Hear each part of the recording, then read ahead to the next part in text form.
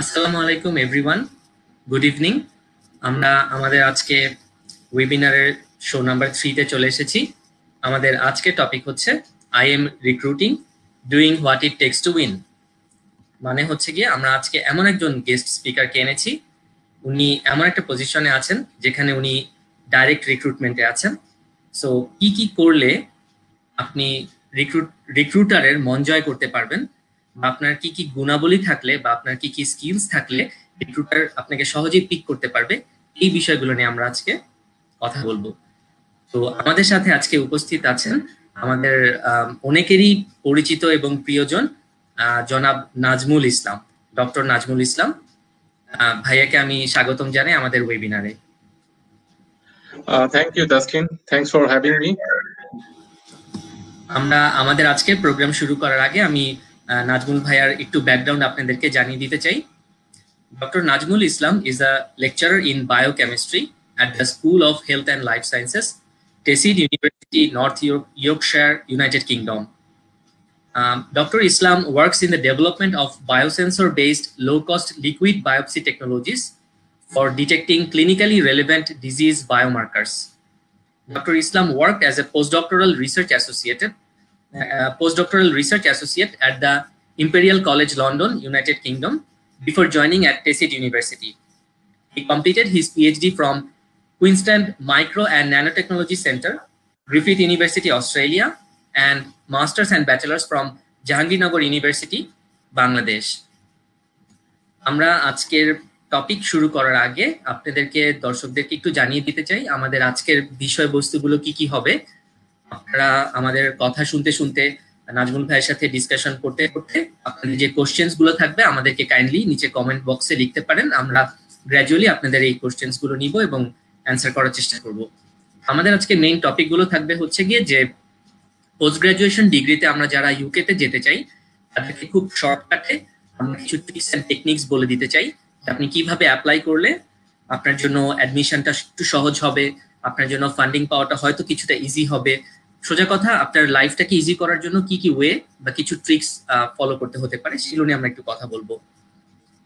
উনি যেহেতু টেসিড ইউনিভার্সিটিতে আছেন এবং রিক্রুটমেন্টের জন্য উনি আসলে স্টুডেন্টদের মধ্যে কি কি খুঁজেন সেই বিষয়গুলো নিয়েও আমরা ডিসকাস করব।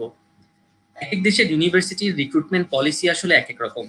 ইউএসএ তে যখন রিক্রুট করে স্টুডেন্টদেরকে একটা ডিফারেন্ট টাইপের টেস্ট নেয়, তারা যেমন জিআরই নিচ্ছে, টোফেল নিচ্ছে। আবার ইউকে তে হয়তো ডিফারেন্ট সিস্টেম। কি কি টেস্টের মাধ্যমে ওনারা স্টুডেন্টদেরকে অ্যাসেস করেন, কোনো ইন্টারভিউ নেন কিনা, এই জিনিসগুলো নিয়ে আমরা কথা বলবো।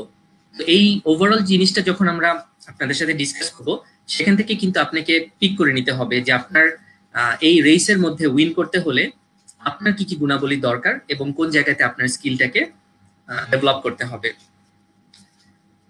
তারপরে হচ্ছে গিয়ে আমরা গ্র্যাজুয়ালি ডিসকাস করতে চলে যাব যে আমাদের সুপারভাইজাররা যখন স্টুডেন্টদেরকে নিচ্ছে তাদের সাথে 4-5 বছরের লম্বা একটা রিলেশনশিপ থাকে, একটা একাডেমিক রিলেশনশিপ হয়ে যায়। আমরা তাদের আন্ডারে কাজ করি, তাদের গাইডেন্সে কাজ করি, এবং শুধু তাই না, আমরা পাশ করার পরেও ওনারা আমাদের লাইফ লং একজন মেন্টর হয়ে থাকেন, যে আমরা আমাদের ফিউচারে যে কোনো ধরনের একাডেমিক রিলেটেড বিষয় নিয়ে আমাদের সাথে ডিসকাস করতে পারি, ফিউচার রিসার্চে কোলাবোরেশনে কাজ করতে পারি। তো আমাদের এই গ্র্যাজুয়েট লাইফে আসলে কি ধরনের কাজ করলে ওনাদের সাথে সম্পর্কটা খুবই ভালো হবে এবং কি কি ধরনের কাজ করা উচিত না, কোন কোন জিনিসগুলো আমরা একটু চাইলেই খুব সহজে অ্যাভয়েড করতে পারি।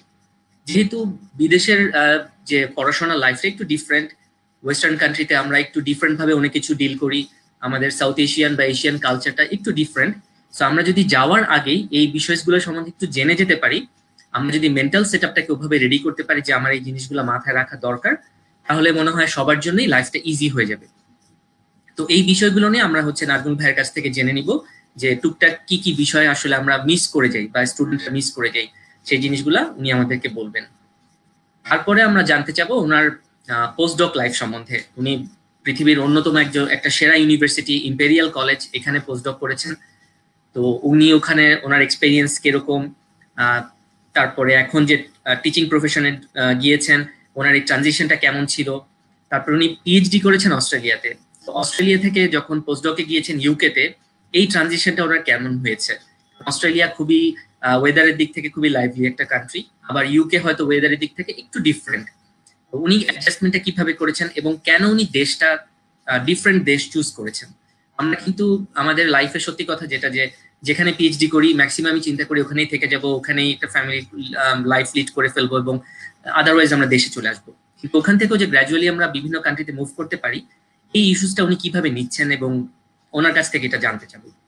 এবং অবশ্যই সবকিছু মিলে ওনার কাছ থেকে জানতে চাবো যে ওনার রিসার্চ ফিল্ড কি, উনি কি নিয়ে কাজ করছেন, ওনার কোভিড-19 এই যে লকডাউন পিরিয়ডে ওনার রিসার্চ কেমন যাচ্ছে, এবং সবকিছু মিলায় ওনার রিক্রুটমেন্টের আইডিয়াটা কি এখন।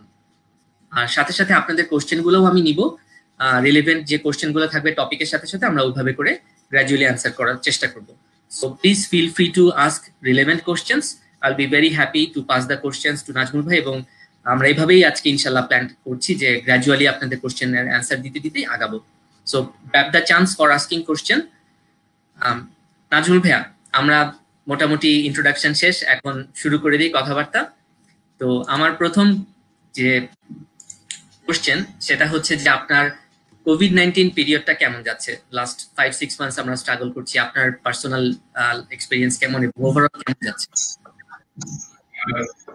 ওভারঅল তো আসলে সবার জন্যই তো কোভিড-19 এর জন্য আর কি সবার একটা অন্যরকম একটা খারাপ অবস্থা আর কি সবার জন্যই। ইকো হচ্ছে কিনা সরি। তো যেটা হচ্ছে যে আমি আমার নতুন ইউনিভার্সিটিতে জয়েন করি জানুয়ারি মাসে 2020 সালের। তো সরি, মানে ইকো হচ্ছে কিনা তাসকিন কোনো? আমি ঠিকমতো শুনতে পাচ্ছি। আচ্ছা আচ্ছা আচ্ছা, হ্যাঁ। তো কোভিড-19 তো আসলে সারা বিশ্বে একটা মানে অন্যরকম একটা অবস্থা। পার্সোনালি আমার জন্য বেশ ভালোই ছিল কোভিড-19। আমি দুইটা জিনিস সবসময় খেয়াল করি, একটা হচ্ছে পার্সোনাল ডেভেলপমেন্ট আর একটা হচ্ছে যে আমার ক্যারিয়ার ডেভেলপমেন্ট আর কি। তো আলহামদুলিল্লাহ আমার দুইটাতেই ভালো ছিল। কোভিড-19 এর কারণে একদম আমার ক্লোজ রিলেটিভ বা আমার বাবা মা আমাদের ভেতরে কেউ তেমন অসুস্থ হয়নি, এখনো পর্যন্ত সবাই সুস্থ আছে। তো এইটা একটা ভালো দিক। আর আমি যদি আমার ক্যারিয়ারের দিকে চিন্তা করি, তো এই সময়টার ভেতরে ক্যারিয়ার গোছানোর কিছু কাজ, যেমন গ্রান্ট অ্যাপ্লিকেশন, তারপর মানে ল্যাব ডেভেলপমেন্ট, আমার ল্যাব স্টার্ট করা, যেহেতু আমি শুরু করেছি জানুয়ারিতে। তো এই জিনিসগুলোর জন্য আমি সময় পেয়েছি অনেক। দুই দিক দিয়ে মিলিয়ে আসলে কোভিড-19 এর এই সময়টুকু আমার কাছে ভালো কেটেছে। আর পার্সোনাল ডেভেলপমেন্টের ক্ষেত্রে আরেকটা যেটা বলা যায় যে যদিও এটা রিলেভেন্ট না, তারপরও যেটা হয়েছে যে আমার আমি একটু ফ্যাটি ছিলাম আর কি। তো এই গত 4 মাসে আমি আমার ওজন প্রায় 20 কেজি কমিয়েছি আর কি, যদিও এটা একটা পার্সোনাল ডেভেলপমেন্টের মতোই আর কি। এই তো ওভারঅল মিলে আমার কাছে কোভিড-19 বেশ ভালো কেটেছে। আমরা প্রায় একাডেমিক্যালি চিন্তা করলে 4-5টা গ্রান্টের অ্যাপ্লাই করেছি, যেগুলো এখন পেন্ডিং আছে।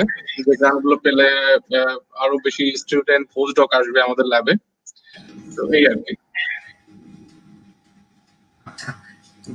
আপনার এই যে টোটাল গত 5 থেকে 6 মাসের মধ্যে ইউনিভার্সিটি কি অনলাইন বেসড ক্লাস করছে নাকি টোটালি শাটডাউন করা আছে?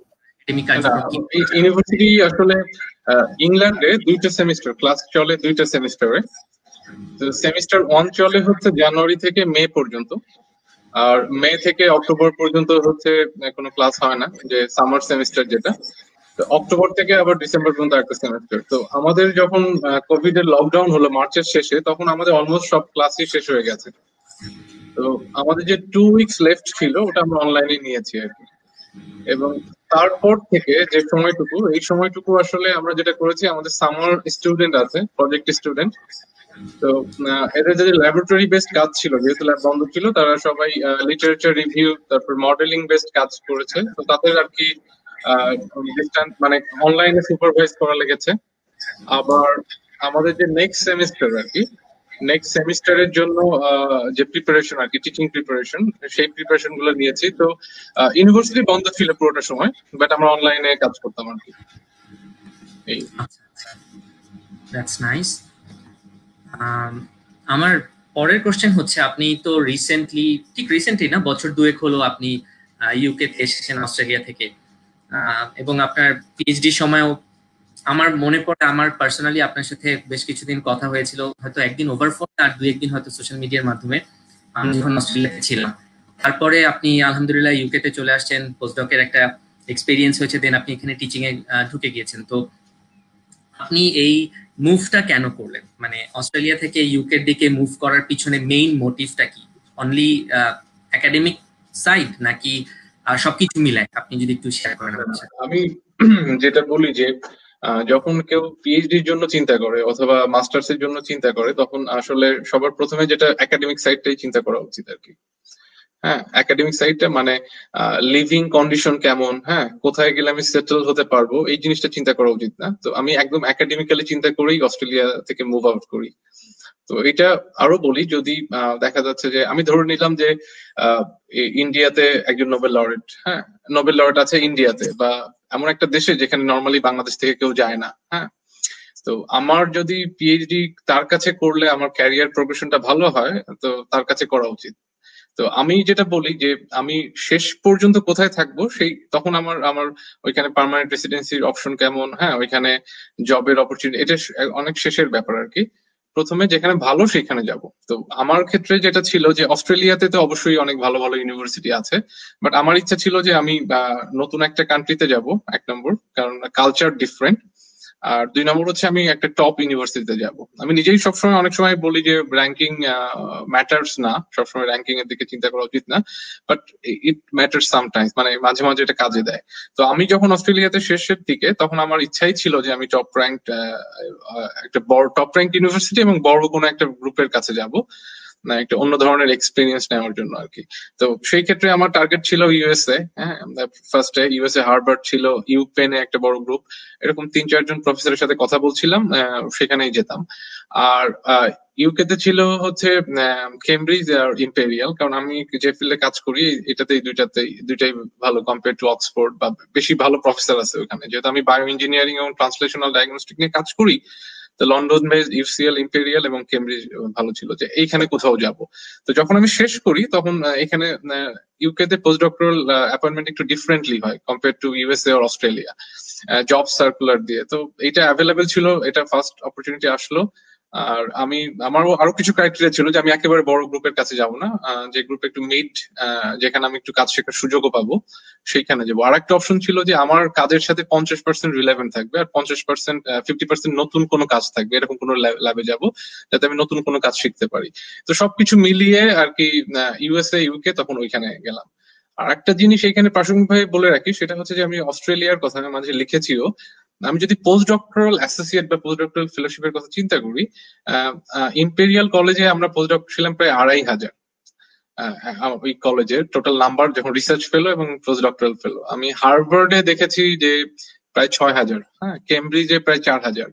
আমি সেটা যদি তুলনা করি অস্ট্রেলিয়ার 50টা ইউনিভার্সিটি মিলেও হয়তো 2500 হবে আর কি, হ্যাঁ, যেমন গ্রিফিতে ছিল 8, হয়তো ইউএনএসডব্লিউ তে 400-500 আছে, এরকম আর কি। তো ওভারঅল রিসার্চ অপরচুনিটি স্কোপ আসলে ইউকে তে এবং ইউএসএ তে বা ইউরোপে বেশি আর কি, হ্যাঁ। তো সবকিছু মিলিয়ে আর কি। আর যেটা তাসকিন আপনি বলছিলেন প্রথমে যে অস্ট্রেলিয়ার ওয়েদার, এটা আসলে একটা মানে একটা ফ্যাক্ট ছিল আর কি, যে মানে অস্ট্রেলিয়া আসলে লিভিং কন্ডিশনের দিক দিয়ে আপনি যদি ইকোনমিস্টের র্যাঙ্কিং দেখেন, সবকিছুতে দেখেন যে অস্ট্রেলিয়ার 4-5টা সিটি সবসময় টপ 10-এ থাকে, হ্যাঁ, অস্ট্রেলিয়া এবং কানাডা আর কি। কিন্তু আমার কথা ছিল যে আমি যেখানে যাই আমার রিলেভেন্ট কাজ করবো, মানে একাডেমিক জবে যাব, হ্যাঁ, ইন্ডাস্ট্রিতে যাব, সেই অপরচুনিটি একটু ন্যারো। অস্ট্রেলিয়াতে যে একেবারে পসিবল না তা না, বাট অনেক অনেক সময় ধরে স্ট্রাগল করতে হয় আর কি।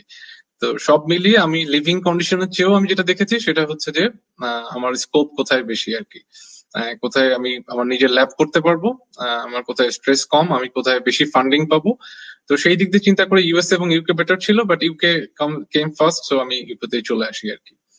এই আর যদি কম্পারিজনের কথা চিন্তা করি যে ইউকে অস্ট্রেলিয়া, আসলে এটা এক একজনের কাছে এক এক রকম, বাট আমার কাছে ওভারঅল যেটা মনে হচ্ছে যে ইউকে তে ডাইভার্সিটি বেশি। ডাইভার্সিটি মানে হচ্ছে যে আমার কালার, আমার রিলিজিয়ান, মুসলিম, হিন্দু সবকিছু সব মানে কম্পেয়ার টু অস্ট্রেলিয়ার বেশি। আর এখানকার এডুকেশন এবং মেডিকেল সেক্টর যেটা, সেটা ওয়ে অ্যাহেড অফ অস্ট্রেলিয়া, ঠিক আছে, যদি আমি আমার বাচ্চার স্কুলের কথা চিন্তা করি, এইগুলা বেশি এখানে। বাট যদি লিভিং কন্ডিশন মানে আমি যদি ওয়েদারের কথা চিন্তা করি বা পাবলিক সার্ভিসের কথা চিন্তা করি, সেই ক্ষেত্রে অস্ট্রেলিয়া অনেক বেটার আর কি। এই আচ্ছা আচ্ছা, থ্যাংক ইউ ভাইয়া, অনেক কিছু শেয়ার করেছেন, আসলে অনেক অনেক ইনফরমেশন আপনি দিয়েছেন আমাদের হোপফুলি যারা এই ধরনের একটা ডিলেমাতে ভুগছেন যে which country to choose for higher studies, কোথায় আপনি লিভিং করবেন, এই জিনিসগুলোতে আসলে ভাইয়ার গাইডেন্স গুলো খুবই স্ট্রেট ফরওয়ার্ড অ্যান্সার দিবে আপনার ইস্যুজে। তো আমাদের আজকের যে ওয়েবিনারের টাইটেল সেই অনুযায়ী হচ্ছে আমরা আমাদের টোটাল শোটাকে সাজিয়েছি। তো ভাইয়া হচ্ছে কারেন্টলি অনেক স্টুডেন্ট রিক্রুট করছেন। তো ফরচুনেটলি আমাদের যারা বাংলাদেশি প্রফেসররা পৃথিবীতে ছড়িয়ে ছিটিয়ে আছেন, আমি যাদের সাথে পার্সোনালি আমার খুব স্বল্প জ্ঞানে স্বল্প সময়ে বিভিন্ন বাংলাদেশের বিভিন্ন ইউনিভার্সিটি প্রফেসরদের সাথে মিশার সুযোগ পেয়েছি, কম বেশি সবাই চেষ্টা করেন আসলে বাংলাদেশি স্টুডেন্টকে হায়ার করার জন্য। ডাইরেক্টলি হোক বা ইনডাইরেক্টলি হোক, আমরা চাই আমাদের দেশকে কিছুটা ফিরিয়ে দেওয়ার জন্য, দেশের সবাইকে একটু সাহায্য করার জন্য। এটা সফট কর্নার আসলে সবসময় থাকে, সত্যি কথা যেটা বলি আর কি। যেহেতু আমরা ওয়েবিনারটা বাংলায় বলছি, তো আমার এটা বলতে কোনো সমস্যা নেই।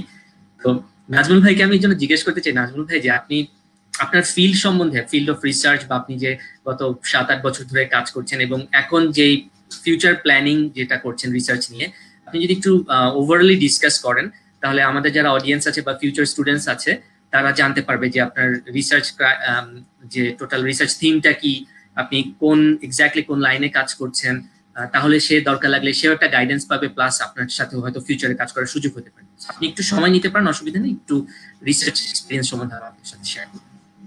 আচ্ছা, তো আমার পড়াশোনা হচ্ছে বায়োকেমিস্ট্রি অ্যান্ড মলিকুলার বায়োলজিতে।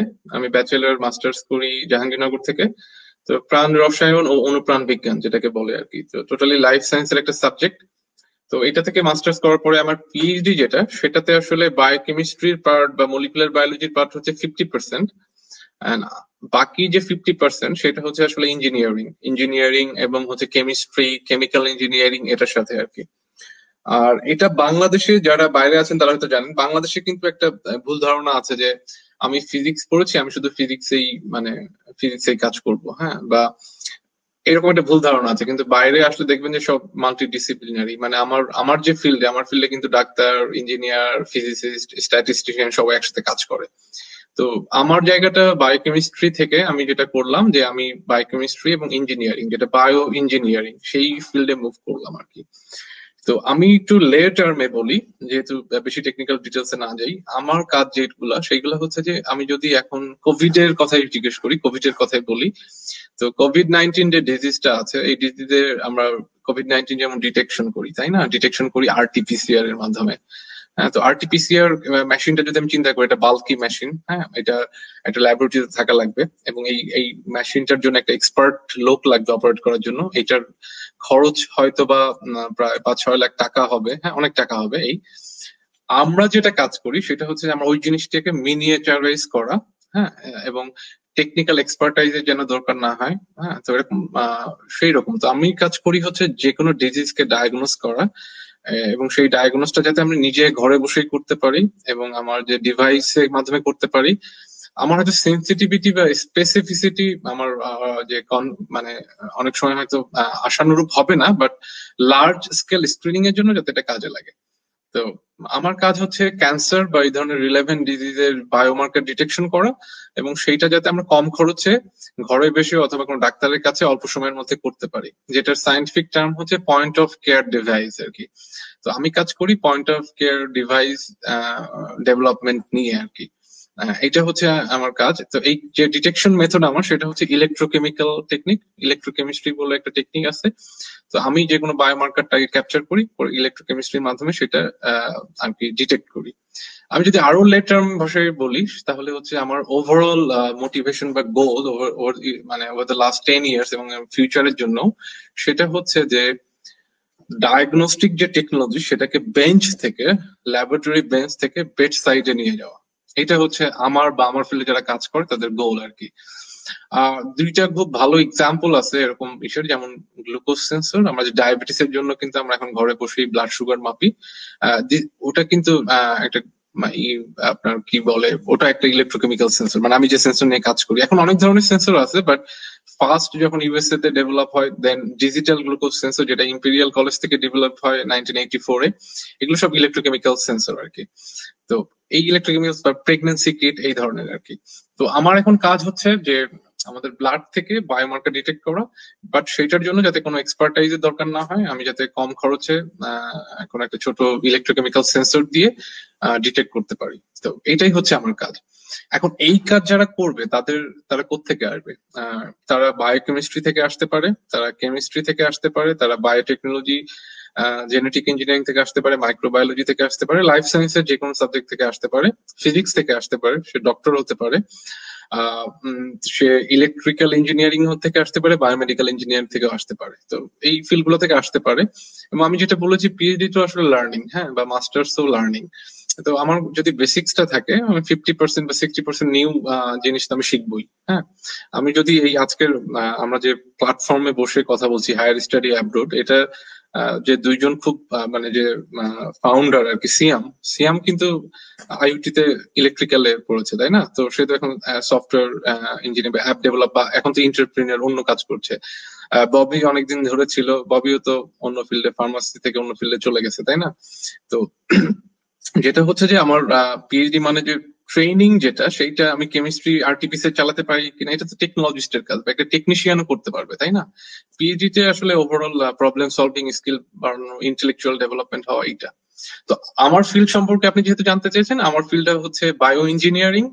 আরো যদি খাঁটি বাংলায় বলি, আমি একটা ডিভাইস বা ছোট একটা যন্ত্র বা ছোট একটা প্ল্যাটফর্ম তৈরি করব, যেটা দিয়ে কোনো রোগের বায়োমার্কার শনাক্ত করা যায়। এটার অনেকগুলো, এটা কিন্তু পত্রিকায় অনেক সময় ভুল আসে যে এইটা আবিষ্কার হয়েছে, ওইটা আবিষ্কার হয়েছে, এটা ওভার রিচিং স্টেটমেন্ট আসে, বা অনেকেই বলে। এটা না, এটা একটা ডেভেলপমেন্ট। হ্যাঁ, সবাই কেউ এই একটা কম্পোনেন্ট নিয়ে কাজ করতেছে, কেউ স্পেসিফিটি বাড়ানোর জন্য কাজ করতেছে, কেউ সেন্সিটিভ বাড়ানোর নিয়ে কাজ করতেছে। তারপরেই যে গ্লুকোজ সেন্সর, প্রেগনেন্সি কিট, বা পোর্টেবল আমরা কার্ডিয়াক ডিজিজের জন্য কার্ডিয়াক ট্রপোনিন, হার্ট ডিজিজের জন্য, এইরকম তখনই আসতেছে আর কি জিনিসটা, অনেকের কাজ সম্মিলিত ভাবে। তো এইগুলোর একটা কম্পোনেন্ট নিয়ে আমি কাজ করি। তো যে কোনো ডিজিজ বায়োমার্কার শনাক্ত করা, এবং সেইটা হচ্ছে কনভেনশনাল যে ল্যাবের টেকনিক, সেটাকে অ্যাভয়েড করে একটা প্ল্যাটফর্ম তৈরি করা, ইলেকট্রোকেমিক্যাল সেন্সর, যেটা দিয়ে শনাক্ত করি। এবং এখান থেকে ফিজিক্স, কেমিস্ট্রি, বায়োলজি এবং ইঞ্জিনিয়ারিং, এটার একটা মাল্টি ডিসিপ্লিনারি অ্যাপ্রোচ আর কি। এবং এই ফিল্ডে যে কোনো জায়গা থেকে যে কেউ আসতে পারে। যারা একটু কেমিস্ট, তারা একটু অ্যাডভান্টেজ পায়, বাট অন্যরাও একটু হার্ড ওয়ার্ক করলে ওরা ক্যাচ আপ করতে পারে আর কি। ওয়ান্ডারফুল নাজমুল ভাই, আমি আসলে মন্ত্রমুগ্ধের মতো শুনলাম যে বিভিন্ন সেক্টর থেকে আসলে স্টুডেন্টরা এসে কিভাবে আপনার এই নতুন ফিল্ডের সাথে অ্যাডজাস্ট করে নিতে পারবে। যেটা আমি নিজেও ইঞ্জিনিয়ার, আমি নিজেও চিন্তা করছিলাম যে আসলে এভাবে কখনো চিন্তা করা হয়নি যে কিভাবে অন্য একটা সেক্টরে গিয়ে নিজেকে ডেভেলপ করা যায় সুযোগ। ওয়ান্ডারফুল এক্সপ্লেনেশন নাজমুল ভাই। আই হোপ যারা আমাদের এখানে স্টুডেন্ট আছেন, আন্ডার গ্রাজুয়েট পড়াশোনা করছেন এখন, বা যারা মাস্টার্স শেষ করছেন, এই জিনিসটা করবেন যে রিলেভেন্ট ফিল্ড হলে তো ফ্যান্টাস্টিক। যদি আপনারা ডিফারেন্ট ফিল্ডে থাকেন এবং ওটার সাথে যদি নাজমুল ভাইয়ের রিসার্চ সামহাও আপনাদের সাথে ম্যাচিং হয়ে যায়, you can even talk to him, ওনাকে ইমেল করতে পারেন, he will be very happy to answer you through the emails. তো ভাইয়া, আপনি যদি একটু কাইন্ডলি আমাদের সাথে এখন শেয়ার করেন যে আপনি আই গেস আপনি রিক্রুট করছেন ফিউচার মাস্টার স্টুডেন্ট অথবা পিএইচডি স্টুডেন্ট। সো আপনার রিক্রুটমেন্ট পলিসিটা শর্টকাটে বলেন, কিভাবে আপনি রিক্রুট করছেন? এটা কি কোনো থ্রু ইউনিভার্সিটি, নাকি আপনার হাতেই মোটামুটি সব আছে যে আপনি স্টুডেন্টকে চুজ করছেন? এটা আসলে যেহেতু আমি হায়ার স্টাডি অ্যাপ্রোচের সাথে কাজ করেছি, এটা কান্ট্রি ওয়াইজ ভ্যারি করে, আসলে বিভিন্ন কান্ট্রিতে বিভিন্ন রকম।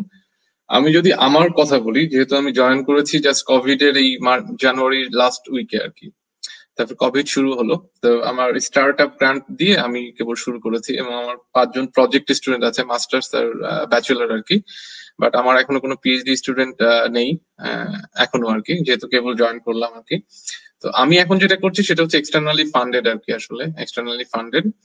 আর যেটা এখানে 2 ভাবে নিয়োগ হয় ইউকে তে। আমি অস্ট্রেলিয়া বা ওইদিকে না যাই এখন, যেহেতু এটা আরো অনেক প্ল্যাটফর্মে অনেকে আলোচনা করবে। বাট বাংলাদেশিদের জন্য ইউকেতে, আমি মনে হয় ওই ব্যাপারে পরে কথা বলবো, তারপর আমার ব্যাপারটা বলি।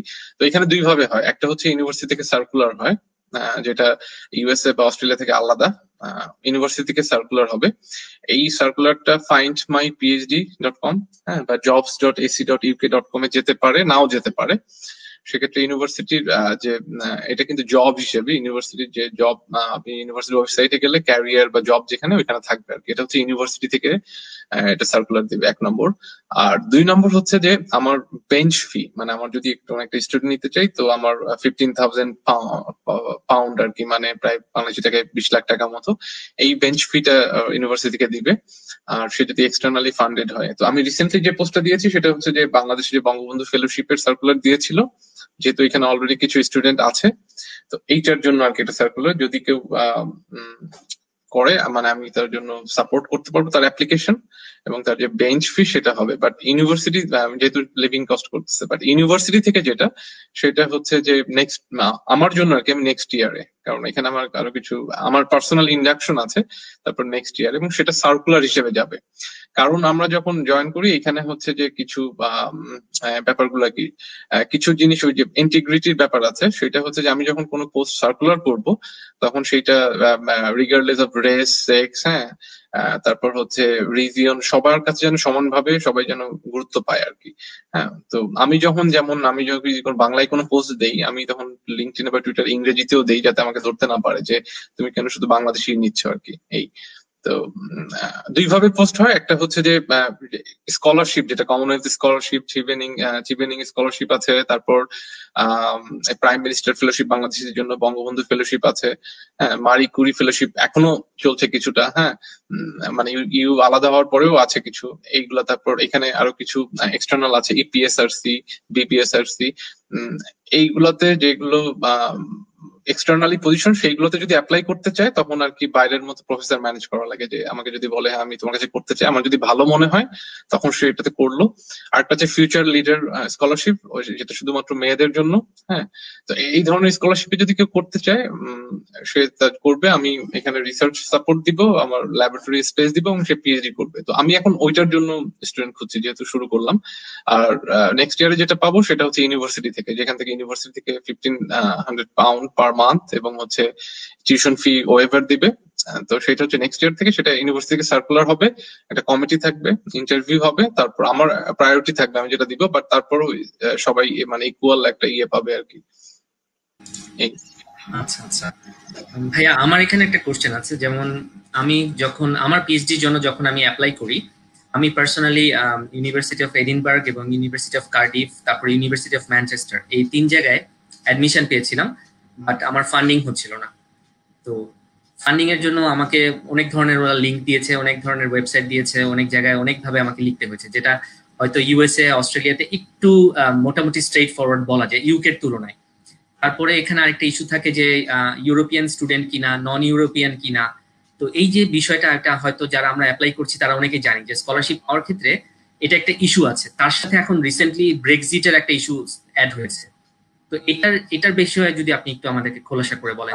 সেটাই আসলে বলতে চাচ্ছিলাম যে কম্পেয়ার টু ইউএসএ বা অস্ট্রেলিয়া, যেখানে বাংলাদেশি স্টুডেন্টরা অনেক যায়, সেই তুলনায় আসলে ইউকে তে কম ছিল।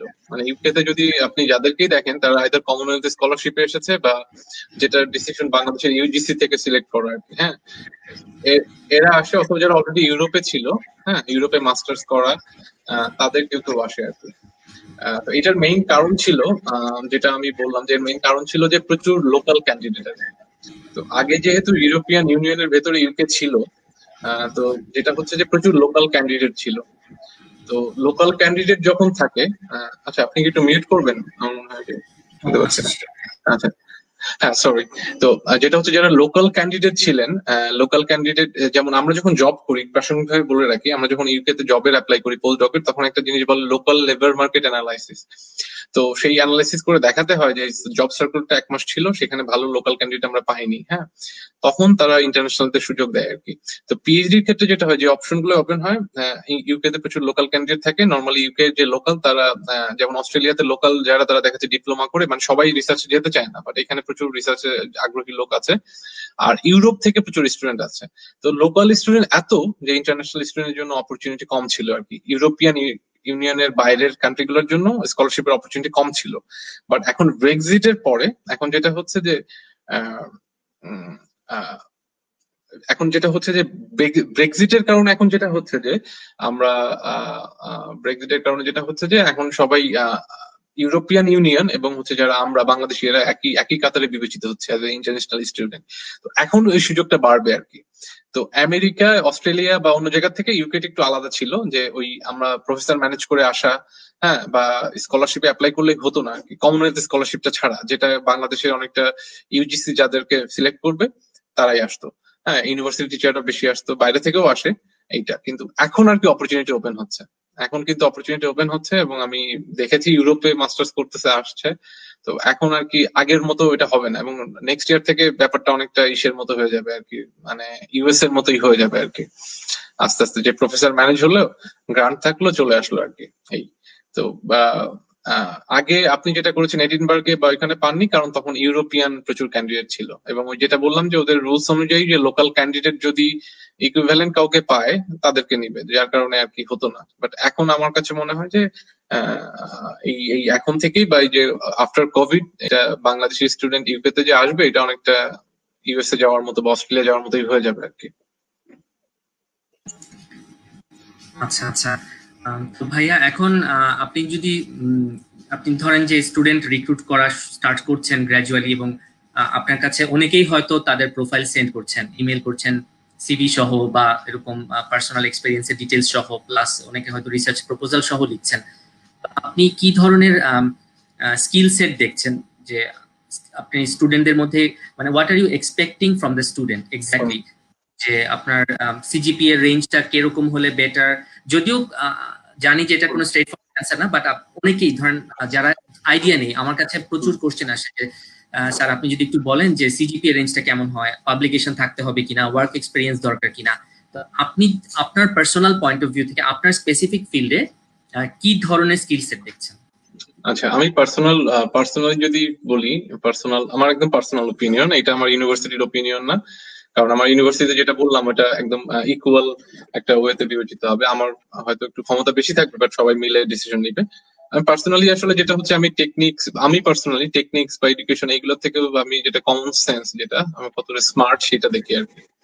যেমন আমি রিসেন্টলি বঙ্গবন্ধু ফেলোশিপে বললাম যে আমি একটা অ্যাপ্লিকেশন হোস্ট করব। হ্যাঁ, আমি অ্যাপ্লাই করতে পারবে। আমি অলরেডি আমার কাছে একজন অ্যাপ্লাই, মানে অনেকের ভেতরে আমি একজনকে চুজ করেছি, সে অলরেডি ইউনিভার্সিটিতে অ্যাপ্লাই করেছে, তো সে যদি স্কলারশিপ পায় আসবে। তো যে সমস্যাটা হচ্ছে সেটা হচ্ছে যে কমন সেন্সের অভাব, যেটা আমরা অনেক সময় অনেক জায়গায় বলেছি। এখন আমি যে এখন ফ্যাকাল্টি হয়েছি বা এই জন্য আমি বলছি না, আমি তো কয়েকদিন আগে স্টুডেন্ট ছিলাম। বাট আমি পরশু দিনের কথাই একটা বলি, আমি নাম না বলি, সেইখানে জাস্ট একটা সিভি অ্যাটাচ করে পাঠায় দিছে আমার কাছে, ঠিক আছে? এবং সিভি মানে কোনো বডিতে ইমেইলে কিছু লেখা নেই। হ্যাঁ, এইটা হচ্ছে এক নম্বর। আমি নাম না বলে আরেকটা ফিল্ডের কথা বলি, সে এগ্রিকালচার রিলেটেড একটা ফিল্ডের একটা প্রপোজাল অ্যাটাচ করে দিছে, যে সে ফিশের মাছের কোন একটা জিনিস নিয়ে কাজ করতে চায়। হ্যাঁ, তো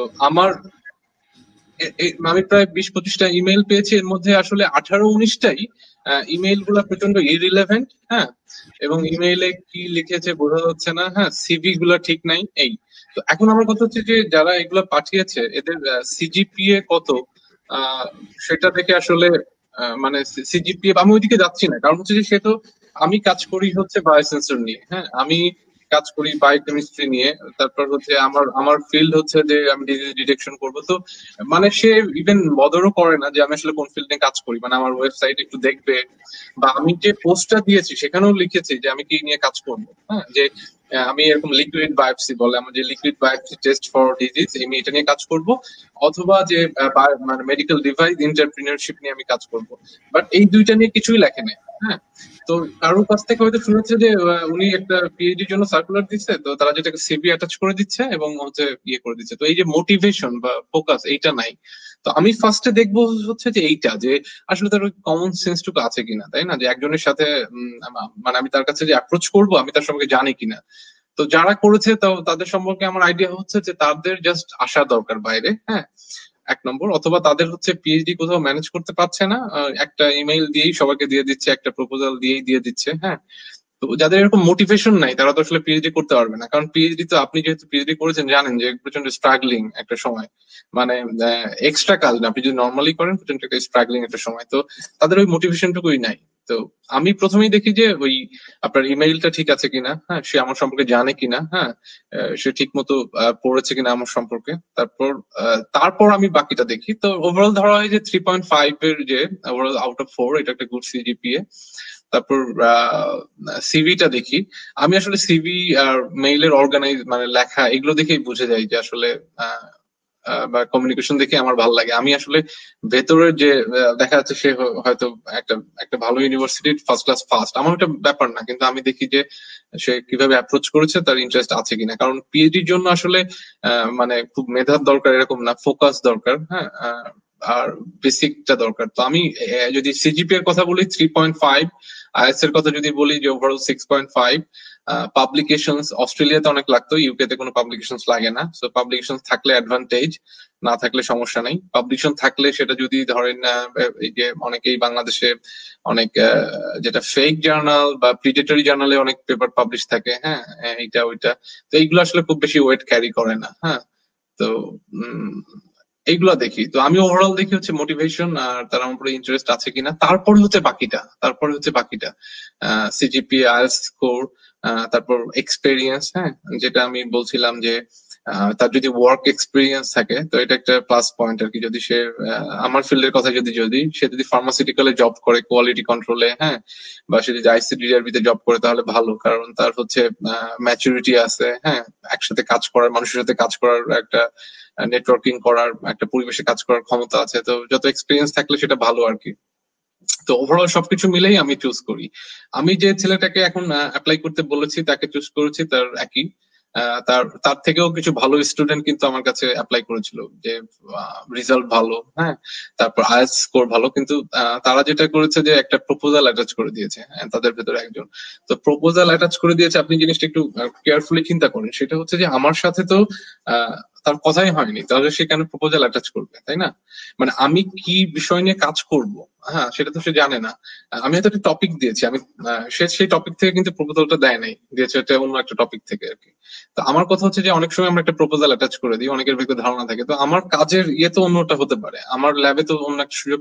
তো আমার কাছে মনে হয় যে প্রপোজাল কখনোই ফার্স্ট ইমেইলে দেওয়া উচিত না। প্রপোজাল হচ্ছে কথা বলে, যদি সুপারভাইজার বলে যে হ্যাঁ তুমি একটা প্রপোজাল বানাও, তখন দেওয়া উচিত আর কি। মানে যে ডিটেলস পিএইচডি প্রপোজাল আর কি। তো আমার মনে হয় যে অনেকক্ষণ বিভিন্ন দিকে কথা বলে আমি যদি রাপ আপ করতে চাই, সেটা হচ্ছে যে আমি প্রথমে দেখি তার ইমেইলটা ঠিক আছে কিনা, ইমেইলটা কি কপি পেস্ট কিনা, ইমেইলে সে আমার সম্পর্কে ঘাটাঘাটি করেছে কিনা, আমার সম্পর্কে মানে অ্যাটলিস্ট আমি একটা জিনিস নিয়ে কাজ করতেছি 10 বছর, আমি একটা গ্রান্ট পেয়েছি অনেক, এটা আমার কাছে নিজের বেবির মতো, বাচ্চার মতো, হ্যাঁ, আমার ফার্স্ট স্টুডেন্ট, হ্যাঁ। তো এখানে আমি অনেক, আমার জন্য ইমোশন জড়িত, অনেক কিছু জড়িত। তো সেখানে একজন আসবে, সে যদি এখন লেখে আমি ফিশ নিয়ে কাজ করব, আমি অন্য একটা জিনিস নিয়ে কাজ করব, হ্যাঁ, তো সে didn't even bother to look at my profile, ঠিক আছে? তো তার মানে সে একদম ফোকাস না। তো সে, তার যদি সিজিপি 4 আউট অফ 4 হয়, তাও আমার আসলে খুব বেশি যায় আসে না, কারণ ওরকম মোটিভেশন নাই।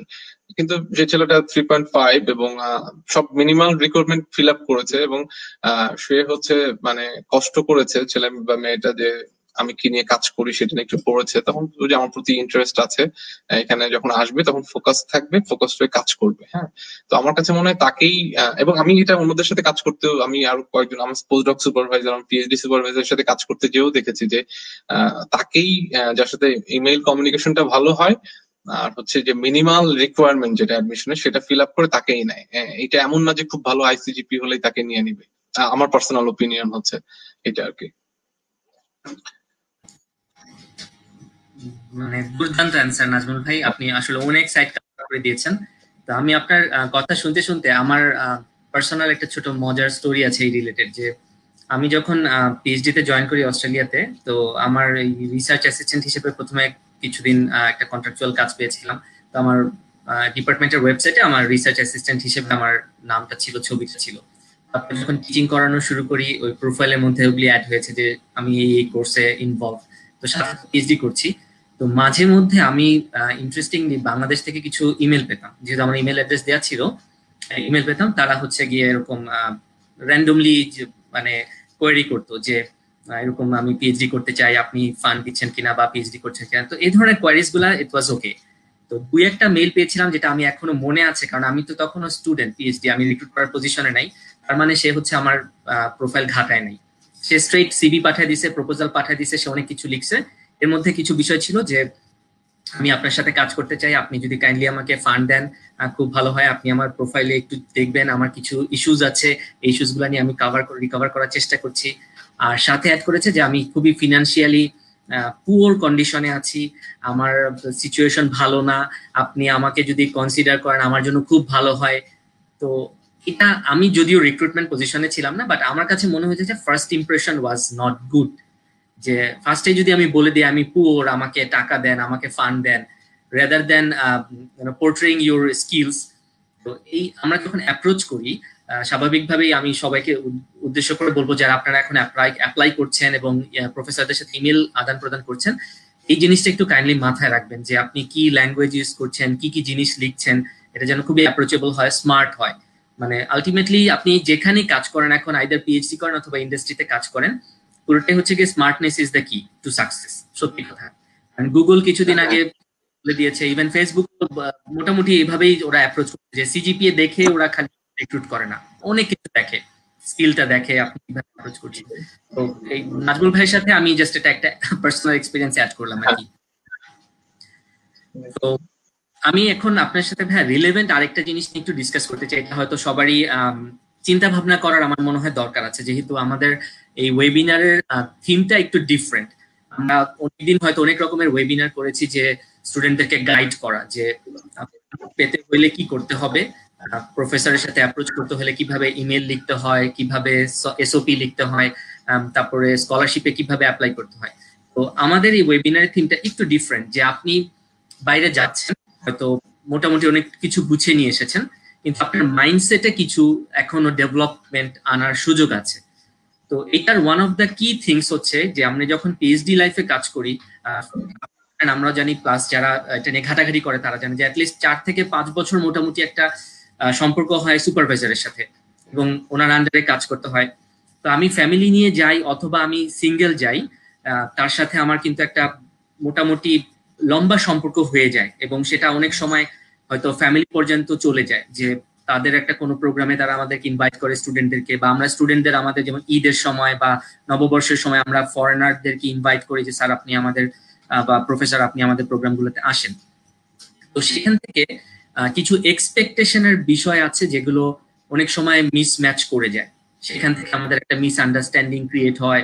তারপর একটা কালচারাল শকের তো ডেফিনেটলি বিষয় আছে, যে ওয়েস্টার্ন প্রফেসর তার যে কোনো প্রোগ্রামে হয়তো ইনভাইট করলে, পার্টি বা হয়তো তাদের কোনো পার্টিতে ইনভাইট করলে সেখানে অ্যালকোহল থাকতে পারে বা তাদের পরকের আইটেম থাকতে পারে যেগুলো আমরা ইউজ টু না।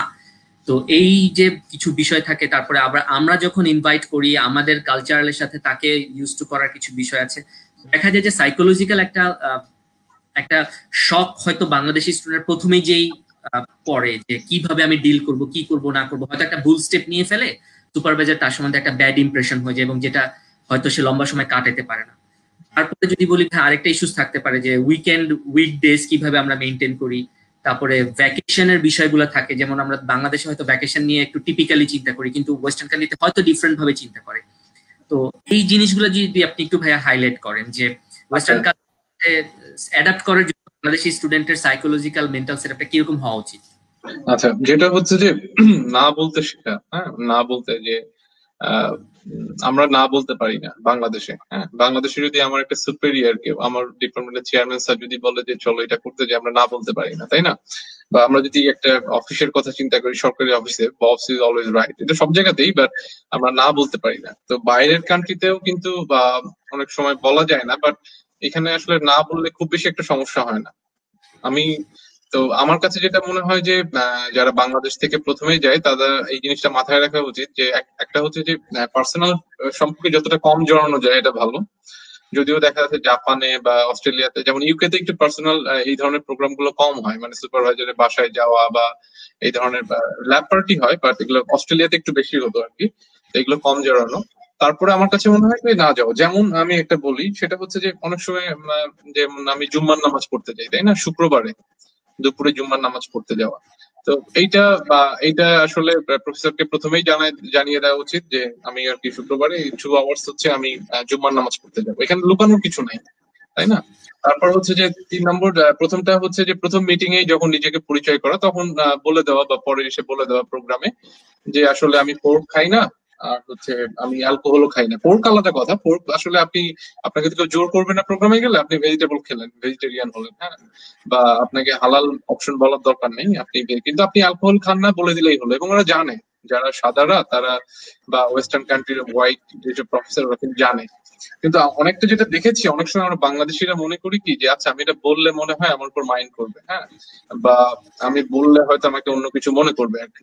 তো আমার কাছে মনে হয় যে না বলতে শুরু করা, যে আমার কোথাও যেতে ভালো লাগতেছে না, আমি যাবো না, আমার জানাই দেওয়া যে আমি অ্যালকোহল খাই না, এবং সেটা না করা। আর ছুটির কথা যেটা বললেন, অবশ্যই ছুটি নিতে হবে। এবং এখানে মানে যেটা হয় কি যে মনে করবে যে রাগ করতেছে, না, কখনোই না। আপনার যে অ্যানুয়াল লিভ 20 days থাকবে, আপনি ওই সময় ছুটি নেবেন যে আমি এই সময় আলাদা থাকবো। মানে আমার কথা হচ্ছে বাংলাদেশের কনটেক্সট থেকে বের হয়ে আর কি, ওই দেশের কনটেক্সটে চিন্তা করতে হবে আর কি, যে আমি এখন আছি ওইখানের মতো। আমি বলছি না নিজেকে পরিবর্তন করা, বাট এই জিনিসগুলা ভয় থেকে বের হবে, যে আমার মানে আমি হচ্ছে মানে আমি কারোর মুখাপেক্ষী না। আমি 9টা থেকে 5টা পর্যন্ত আমার পিএইচডি কাজ করব, হ্যাঁ, আমার সুপারভাইজারের সাথে ভালো সম্পর্ক থাকবে, মানে সে সবকিছুই জানবে, এইটা। আচ্ছা, আরেকটা জিনিস হচ্ছে যে পার্সোনাল রিলেশন থাকবে, কিন্তু আমি পার্সোনালি মনে করি যে যতটা মানে পার্সোনাল রিলেশনটা কম রাখা ভালো আর কি, বা একেবারে না রাখাই ভালো। মানে আমার সাথে সুপারভাইজারের প্রফেশনাল রিলেশনই থাকুক অফিসে, হ্যাঁ, আমার যদি কোনো পার্সোনাল সমস্যা হয়, মানে আমার পিএইচডির সময় ফিনান্সিয়াল সমস্যা, আমি এগুলো আলোচনা করব, তখন একটা সুপারভাইজার ফিনান্সিয়াল সমস্যার জন্য একজনকে অ্যাটাচ করে দিবে, হ্যাঁ, বা সব সমস্যায় আলোচনা করব, বাট অন্য কিছুতে আসলে ইনভলভ না হওয়া অতটা, শুধুমাত্র একাডেমিক কাজে ইনভলভ হওয়া আর কি। এইটা হলে আসলে ভালো হবে আর কি, আমার কাছে মনে হয়। সোশ্যাল মিডিয়ার বিষয়ে যদি কিছু বলেন। সোশ্যাল মিডিয়াতে আমি এটা বলে দিই যে একেবারেই কানেক্টেড হওয়া উচিত না। যদিও আমি আমার নিজের সুপারভাইজারের সাথে কানেক্টেড ছিলাম, কারণ উনি বাংলাদেশি ছিলেন। তো বাংলাদেশি হলে তখন দেখা যায় কানেক্টেড হয় আর কি, যেহেতু এটা আগে থেকে পরিচয়। বাট আমি যেটা বলবো, সোশ্যাল মিডিয়া মানে আমি ফেসবুক বুঝাচ্ছি আর কি। ফেসবুকে তো অবশ্যই না। এখন এটা অনেকেই দ্বিমত পোষণ করতে পারে। এখন যারা দ্বিমত পোষণ করবে তাদের জন্য ঠিক আছে, তারা ওইভাবে মেনটেন করে বা তাদের প্রোফাইলটা ওরকম আর কি। কিন্তু যারা একটু বেশি পার্সোনাল ছবি আপলোড করে, বেশি ঘুরতে যায় সব, আমি বলবো যে দরকার নাই। কারণ আপনি লিঙ্কডইনে কানেক্টেড রাখেন, আপনি টুইটারে কানেক্টেড রাখেন, আপনার ফেসবুকে তো দরকার নাই। আপনি মানে এটা হচ্ছে পুরোটাই অপ্রয়োজনীয়, কারণ ফেসবুক এখনো পর্যন্ত আসলে প্রফেশনালের থেকেও পার্সোনাল ইয়েটা বেশি আর কি, হ্যাঁ।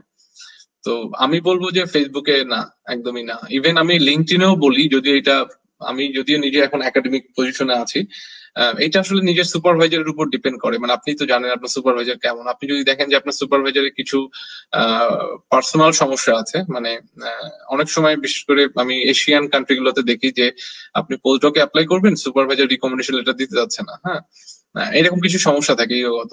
যে আপনি যদি জব খুঁজতেছেন, এইটার কারণে যদি আপনার সুপারভাইজারের সাথে আপনার সমস্যা হয়, মানে আপনার সুপারভাইজার চাচ্ছে আপনি কোরিয়াতে থাকেন, আমি কোরিয়ার কথা বললাম কারণ এটা নিয়ে গত সপ্তাহে একজনের সাথে কথা হচ্ছিল, কারণ তার সুপারভাইজার চাচ্ছে তাকে কোরিয়া থেকে বেরোতে দিবে না আর কি, আর সে চাচ্ছে ইউএসএ তে যাবে। এটা নিয়ে একটু সমস্যা হচ্ছিল আর কি। তো আপনি সেক্ষেত্রে লিঙ্কডইনেও তাকে ব্লক করতে পারেন, হ্যাঁ, তাকে ব্লক করে আপনি অ্যাপ্লাই করলেন বা অ্যাপ্রোচ করলেন, কিন্তু কো সুপারভাইজার আপনাকে রিকমেন্ডেশন দিল, এটা এক্সেপশনাল ঘটনা।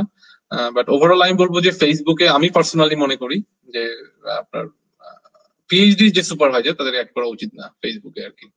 এটাতে সমস্যা হয়। আমি পার্সোনালি আমার ফ্রেন্ডদের প্রচুর দেখেছি, যে এরকম দেখেছি, ধরেন আপনি কাজ দিয়েছে আপনাকে কোনো, আপনি কাজ দিচ্ছেন না, আপনি কোথাও ঘুরতে গেছেন, আসলে আপনি ঘুরতে যান না, এটা আপনি পুরানো একটা ছবি আপলোড করেছেন, ঠিক আছে, তো ফোন দিয়ে বললো যে, বা মাথায় রাখলো আচ্ছা তুমি আমার কাজ না করে তুমি ঘুরে বেড়াচ্ছ।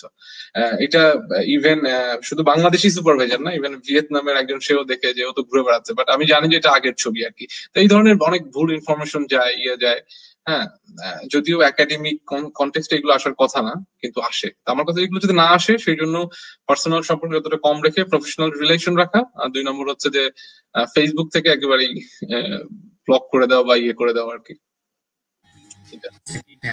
একটা লাস্ট ইস্যু এই রিলেটেড জিজ্ঞেস করবো, যে আমাদের উইকেন্ড এবং উইকডেতে কাজ করার একটা বিষয় থাকে, যে আমরা কি যেমন বাংলাদেশি স্টুডেন্টরা আমরা, বা সাউথ এশিয়ান স্টুডেন্ট, আমি যদি স্পেসিফিক্যালি বলি, আমরা কম্পারেটিভলি হয়তো ওয়েস্টার্ন কান্ট্রির তুলনায় একটু কম পার্টিবাজ একটু কম ঘোরাফেরা করি হয়তো, এবং ওরা যেমন উইকেন্ডটা অনেক সিরিয়াসলি নেয়, আমরা হয়তো চিন্তা করি উইকেন্ডে আমাদের কাজগুলা গুছাবো, আচ্ছা বসে আছি পড়াশোনা করে ফেলি, কাজটা আগায় ফেলি, এই জিনিসটা। এই জিনিসটার সম্পর্কে আমি বলি, সেটা হচ্ছে উইকেন্ডে একদমই কাজ করা উচিত না। হ্যাঁ, 1 নম্বর মেন্টাল হেলথের জন্য। এবার আমার কথা বলে, আমি কাজ করেছি। হ্যাঁ, এখন যে জন্য কাজ করা লাগে সেটা হচ্ছে যে বাংলাদেশিদের, আমরা যত ভালো স্টুডেন্টই হই, আমাদের কিছু বেসিক্স এর সমস্যা থাকে অনেক সময়, মানে কিছু এক্সেপশন তো আছেই, বাট ওভারঅল আর কি আমাদের স্কিলে আমরা হয়তো সময় বেশি দেই। বাট আপনি তো বাইরে দেখেছেন যে তারা যেহেতু লার্নিং একটা এনভায়রনমেন্টের মাধ্যমে বড় হয়, ওদের বেসিকটা স্ট্রং হয়। ওরা কিন্তু আমাদের চেয়ে অনেক কম পড়ে, আমরা দেখা যাচ্ছে ঘন্টার পর ঘন্টা বই মুখস্থ করে ফেলছি। হ্যাঁ, ওদের স্ট্রং থাকে, তো অনেক সময় স্ট্রাগল করা লাগে। তো সেই ক্ষেত্রে যারা বাইরে একটা মাস্টার্স নেই, তারা যে একটু স্ট্রাগল করে তখন উইকেন্ডে কাজ করে। বাট এইটা আসলে ওভারঅল ক্ষতিকারক, আমি যেটা দেখেছি। আমার 2টা এক্সপিরিয়েন্স আছে। অস্ট্রেলিয়ার কালচারটা, আপনি তো ছিলেন অস্ট্রেলিয়াতে, কিন্তু একটা কালচার আছে একটু বেশি কাজ করার। সব ল্যাবে না, কিছু কিছু ল্যাবে দেখা যায় প্রচুর কাজ হয়, যেহেতু অনেক চাইনা মানে এশিয়া থেকে অনেক প্রফেসর যায় আর কি। অস্ট্রেলিয়াতে পাবলিকেশনসও বেশি হয়, তো ওভারঅল একটা চাপ থাকে অস্ট্রেলিয়াতে। তো আমি যখন অস্ট্রেলিয়া গ্রিফিথ থেকে আমি যখন ইম্পেরিয়াল কলেজে আসলাম, তো আমি জানি যে তখন ওটা ওয়ার্ল্ড র্যাঙ্কিং এ 10-এর ভেতরে। হ্যাঁ, তো আমার একটা ধারণাই ছিল যে প্রচুর প্রেশার, প্রচুর কাজ। হ্যাঁ, আমি আসার পরে আমার কিন্তু অস্ট্রেলিয়াতে আমি যেটা করতাম, আমি 9টার দিকে যেতাম আর রাত 9টায় আসতাম বেশিরভাগ সময়। হ্যাঁ, আবার ছুটির দিনে হয়তো ওইভাবে করতাম না, বাট যাওয়া আসা করতাম আর কি। হ্যাঁ, আবার এমনও সময় গেছে আমি 2 দিন ধরেই ল্যাবে ছিলাম অস্ট্রেলিয়াতে, কারণ আমার পারফর্ম করতে হবে, আমার পেপার বেশি করতে হবে। আমার একটা ছিল যে পেপার বেশি করলে হয়তো চাকরি বেশি পাবো। হ্যাঁ, মানে ভালো চাকরি পাবো, ভালো পজিশন পাবো, যেটা অস্ট্রেলিয়ার অনেক ক্ষেত্রেই ট্রু, যে গ্রান্টের ক্ষেত্রে নাম্বার অফ পেপার অনেক সময় কাজে লাগে। তো আমি যখন ইম্পেরিয়ালে আসলাম, আমি ওরকম থাকি, আমি যখন 6:30 বাজে, কেউ নাই আমাদের পোস্ট ডক্টর, ওইখানে ছোট জায়গা লন্ডনে, এক রুমে দেখা যায় 100 জন পোস্ট ডক্টর, কেউ নাই। আমি প্রথম দিকে উইকেন্ডে যেতাম, কেউ নাই, নট আ সিঙ্গেল পার্সন। ঠিক আছে, তো আমি যেটা দেখেছি যে এখানে আপনার আসে 9টার সময়, হ্যাঁ, এবং যায় 5টা থেকে 6টার সময়, এবং টানা কাজ করে। হ্যাঁ, টানা কাজ করে। এবং আমি যেটা দেখেছি যে আমি আগে যখন 9টা থেকে 9টা পর্যন্ত কাজ করতাম, আমার ওয়ার্ক এফিসিয়েন্সি কম ছিল, বা জাপানে যারা কাজ করে ওয়ার্ক এফিসিয়েন্সি অনেক কম ছিল। আমি কাজ করতেছি, একটু ব্রেক নিচ্ছি, করতেছি। আর এইটা যেটা হচ্ছে, আমরা তো লন্ডনে আন্ডারগ্রাউন্ড ট্রেনে, আমরা যখন ট্রেনে যাচ্ছি একটা পেপার পড়ছি, যখন ট্রেনে ফিরছি 1 ঘন্টা একটা পেপার পড়ছি, আসার পর থেকেই কাজ। এবং জাস্ট লাঞ্চ ব্রেক 10, আমরা পুরোটা সময় দৌড়াচ্ছি, এবং খুবই ইফেক্টিভলি ইউজ করছি আর কি। আমাদের ক্যালেন্ডার থেকে শুরু করে সব ট্রেনিং শুরু করে খুব ইফেক্টিভ ইউজ করছি। উইকেন্ডে কেউ আসছে না, উইকেন্ডে সুপারভাইজারও মেইল করে না। আচ্ছা, কিছু কিছু এক্সেপশন তো আছেই। আবার অনেক সময় অনেক দেখা যাচ্ছে একটা, যে এখন কোভিড ভ্যাকসিনের ব্যাপারে কিছু কিছু ল্যাব কোনো সাবমিশন আছে, কিছু কিছু এক্সেপশনাল ক্রাইটেরিয়াতে একটা দেখা যাচ্ছে একটু বেশি কাজ করছে। বাট ওভারঅল আমি যেটা দেখেছি যে আসলে ওয়ার্ক, হার্ড ওয়ার্ক বা লং আওয়ার ওয়ার্কের চেয়ে স্মার্ট ওয়ার্ক করা বেটার আর কি। যে ফোকাসড ওয়েতে যদি মনোযোগ দিয়ে আমি 9টা থেকে 5টা পর্যন্ত কাজ করি, তাহলে আমার আসলে উইকেন্ডে কাজ করা লাগে না। হ্যাঁ, এইটা আমি বলবো। তো আমি এটা সাপোর্টও করি না, কারণ হচ্ছে আগে সুস্থ থাকতে হবে, তাকে বেঁচে থাকতে হবে তারপর। কারণ 5 দিন কাজ করা, 35 ঘন্টা কাজ করা, এটা সাইকোলজিস্ট বিভিন্ন রিসার্চ করেই বের করছে যে মানুষ যদি এভাবে কাজ করে, উইকেন্ডে যদি নিজেকে একটু সময় দেয়, তাহলে মানুষের ব্রেইনটা ঠিক মতো কাজ করবে। হ্যাঁ, আচ্ছা, এখন বলি, এটা আমি বললাম ওভারঅল, কিন্তু অনেক সময় দেখা যাচ্ছে আমাদের গ্রান্টের ডেডলাইন থাকে। হ্যাঁ, অনেক ডেডলাইন থাকে, তখন তো হ্যাঁ কাজ করতেই হবে। উইকেন্ডে কাজ হয়তো অনেক করে, সবাই করতে পারে না এটা। বাট আমি তারপরেও বলবো যে আমি নিজেই একটা উদাহরণ, যে আমি সপ্তাহে 80-90 ঘন্টাও কাজ করতাম। আমার তখন যে পারফরমেন্স ছিল, আমার এখনো সেই একই পারফরমেন্স। তখন এখন আমার অন্য ফিল্ডে পারফরমেন্স, মানে আমি তখন পাবলিকেশন বেশি বের হতো, কারণ অস্ট্রেলিয়ার ওই ধরনের ইসে ছিল। এইখানে আমাদের পেটেন্ট বা একটু পরে বের হয়, ভালো জার্নালে যায়। তো এটাও আমার কাছে মনে হচ্ছে যে কেউ যদি 100 ঘন্টা কাজ করে, তার থেকে কেউ যদি সপ্তাহে 40-50 ঘন্টা স্মার্টলি কাজ করে, দুজনের পারফরমেন্স একই থাকবে। বরং যারা কম করতেছে তারা মেন্টালি এবং ফিজিক্যালি ফিট থাকবে আর কি। তো আমার কাছে মনে হয় যে স্মার্টলি করা উচিত। পিএইচডির প্রথম দিকে যারা ধরেন বাংলাদেশে পড়াশোনা করেছে, তারা যদি পিএইচডি প্রথম দিকে হয়তো একটু সময় বেশি দিতে পারে, হয়তো উইকেন্ডে সে পেপার পড়তে পারে। হ্যাঁ, তার কমিউনিকেশনের প্রবলেম, কমিউনিকেশন করতে পারে, তার একটা সফটওয়্যার শেখা লাগবে, সেটা উইকেন্ডে হয়তো শিখতে পারে। হ্যাঁ, কিন্তু আমি বলবো যে ওই 9টা থেকে 5টা আমি কি রেগুলার পড়ছি, মানে কাজ ওইটা মানে যাতে ইফেক্টিভলি লাগে। আমি আজকে শনিবার আর রবিবার, আমি সোমবারে কালকে কি করব, কোন এক্সপেরিমেন্ট করব, সেটা ঠিক রাখা, এবং চলে আসার আগে পরের দিনের যে এক্সপেরিমেন্ট, এগুলো ঠিক রাখা, সব ক্যালেন্ডারে বুকিং রাখা সব। তাহলে আসলে আমার মনে হয় ইফেক্টিভলি কাজ করলে উইকেন্ডে কাজ করা লাগে না আর কি। Thank you, Bhaiya, for clarifying this issue. আমি আপনার কাছে এবার একটু জানতে চাই, আপনার ইম্পেরিয়াল কলেজের একটা পোস্টডকের এক্সপিরিয়েন্স আছে, 1 বছর ছিলেন না কি 2 বছর ছিলেন? 2 বছর।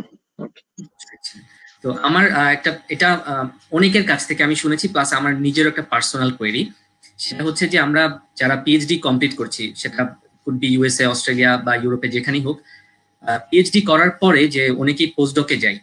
তো পোস্টডকটা বেসিক্যালি আমি হয়তো জানি, বাট আপনি যদি একটু জেনারেলাইজ করে সবার জন্য বলেন যে পোস্টডকের এক্সপেরিয়েন্সটা অ্যাকচুয়ালি কি এবং সেটা কতটুকু ভ্যালু অ্যাড করে একটা ক্যারিয়ার চুজিং এ। কারণ আমি হয়তো 5 বছর পরে আমাকে একটা পজিশনে দিতে চাই, এই 5 বছরে আমি যদি একটা পোস্টডক করি 2-3 বছরের, সেটা কিভাবে আমার ক্যারিয়ারকে হেল্প করবে?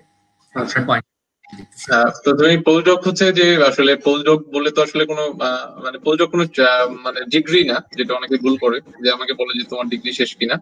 তো পোস্টডক হচ্ছে একটা জব। ইউএসএ তো অনেকে স্টুডেন্ট হিসেবে ধরে, বাট ওভারঅল জব পোস্টডক।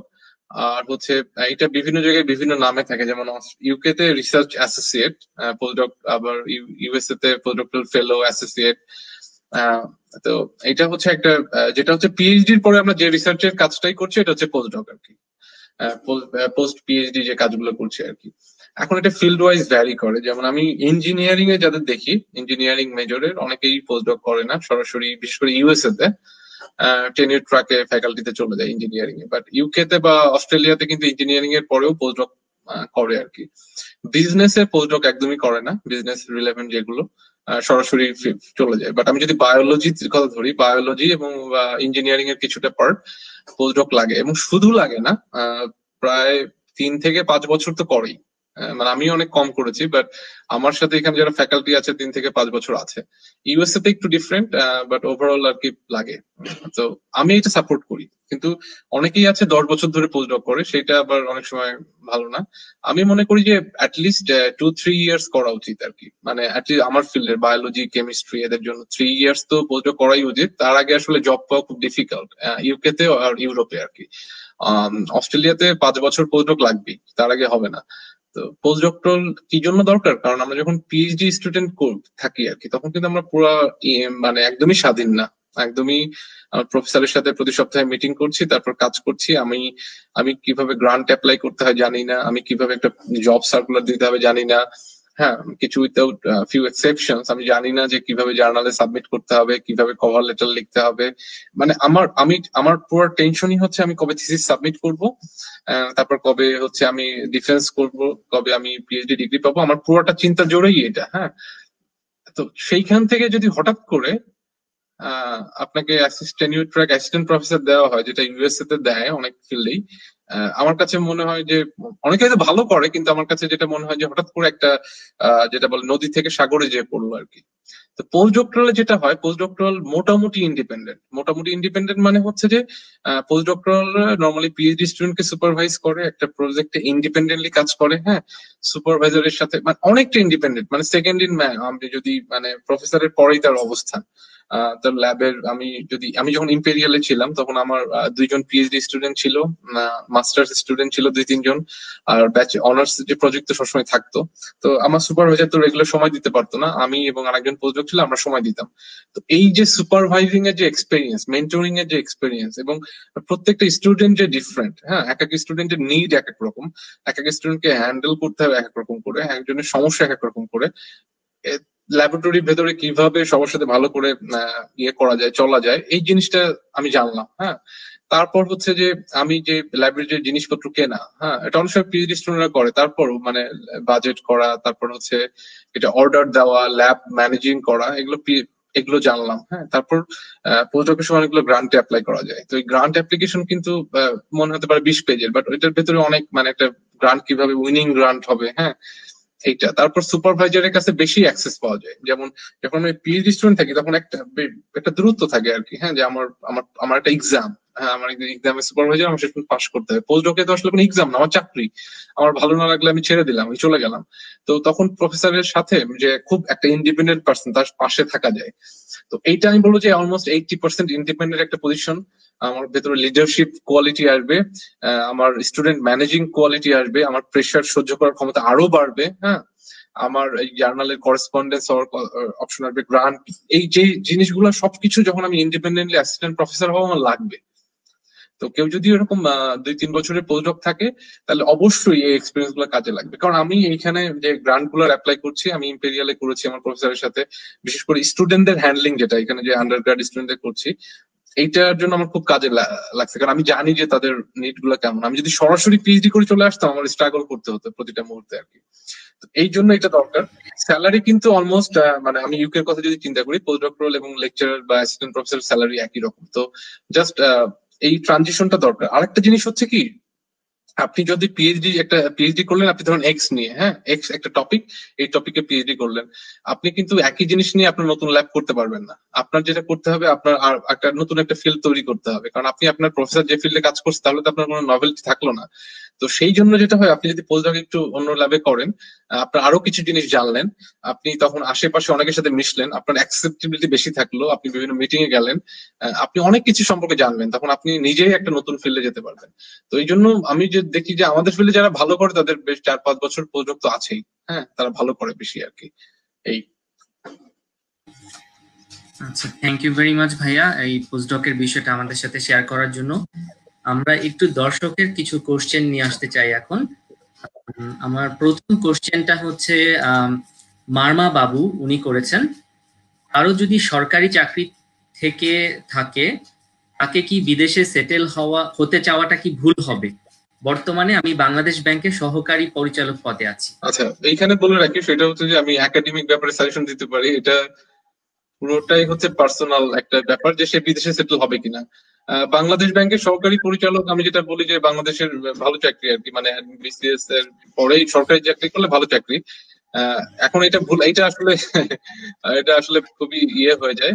আমার কথা হচ্ছে বিদেশে, তারপর একটু ইনডিরেক্টলি বলি, সেটা হচ্ছে যে আপনি বিদেশে যদি থাকেন শুধু থাকার জন্য না, আপনি যদি ডিগনিটি নিয়ে থাকেন সেটা ভালো। মানে আমি বলছি না যে বিদেশে যদি আমরা কেউ ক্যাজুয়াল কাজ করি তার ডিগনিটি নাই, তা না। আপনি ম্যাথমেটিশিয়ান, আপনি যদি বিদেশে ম্যাথমেটিশিয়ান হিসেবেই থাকতে পারেন, হ্যাঁ, আপনি হয়তো অ্যাকাউন্টেন্ট, আপনি যদি অ্যাকাউন্টেন্ট থাকতে পারেন, আপনি রিসার্চ করো, আপনি যদি অ্যাসিস্ট্যান্ট প্রফেসর অথবা ইন্ডাস্ট্রিতে সায়েন্টিস্ট হিসেবে থাকতে পারেন, সেটা আপনার ব্যাপার, আপনার উপরে ডিপেন্ড করে। বাট আপনি যদি শুধু আসার জন্যই, আপনি বাংলাদেশ ব্যাংকের সহকারী পরিচালক আছেন, এটা অনেক ভালো চাকরি। আপনি যদি এখানে এসে আপনার দেখা যায় ক্যাজুয়াল কাজ করা লাগতেছে, হ্যাঁ, যেটা আপনার টেম্পোরারি, আপনার জব সিকিউরিটি নাই, তাহলে আমার কথা হচ্ছে আপনি কেন আসবেন? তো এটা আসলে আপনার উপরে, আপনার ফ্যামিলি সবকিছু মিলিয়ে আর কি। এই তবে আমি পার্সোনালি যেটা করি যে কেউ যদি বাইরে আসে বাংলাদেশের ভালো পজিশন ছেড়ে, তাহলে অবশ্যই তার সেরকম পজিশন নিয়ে আসতে হবে, না হলে একটা মানসিক দ্বন্দ্ব থাকবে সারা জীবন, হ্যাঁ, এবং সারা জীবন সে মানসিক অবসাদে ভুগবে যে আমি ভালো হতে পারতাম, এই আর কি। জি, আমরা সেকেন্ড কোশ্চেনটা নেই। মোহাম্মদ সোহাগ রানা, উনি কোশ্চেন করেছেন, অনার্সে আমার যে মেজর ছিল, মাস্টার্সে অন্য মেজরে পড়াশোনা করেছি। এখন আমার প্রশ্ন হলো, যদি আমি ইউকে তে আরেকটা মাস্টার্স করতে চাই যেটা আমার এখনকার মাস্টার্সের সাথে সংযুক্ত বা কাছাকাছি, তাহলে কি স্কলারশিপ পাওয়া সম্ভব? মানে অনার্সের মেজর কি কোনো প্রভাব ফেলবে নাকি? আচ্ছা, এইখানে মেইন যে ব্যাপারটা সেটা হচ্ছে আসলে আমি প্রথমেই বলেছিলাম যে আসলে মেজর যদি খুব ডিফারেন্ট কিছু না হয়, যে আপনি ইতিহাসে পড়েন, হিস্ট্রিতে, আপনি এখন বায়োকেমিস্ট্রিতে মাস্টার্স করতে যাচ্ছেন, তখন একটা সমস্যা, খুবই ডিফারেন্ট আর কি, হ্যাঁ। তারপরেও আপনি দেখা যাচ্ছে বায়োকেমিস্টদের হিস্ট্রি নিয়ে একটা থিসিস করতে পারেন, সেটা আলাদা কথা। আসলে সাবজেক্ট ওয়াইজ আসলে এটা খুব তেমন কোনো বিষয় না। আমি যেটা বলতে চাচ্ছি, মাস্টার্সে স্কলারশিপ খুব কম আর কি, হ্যাঁ।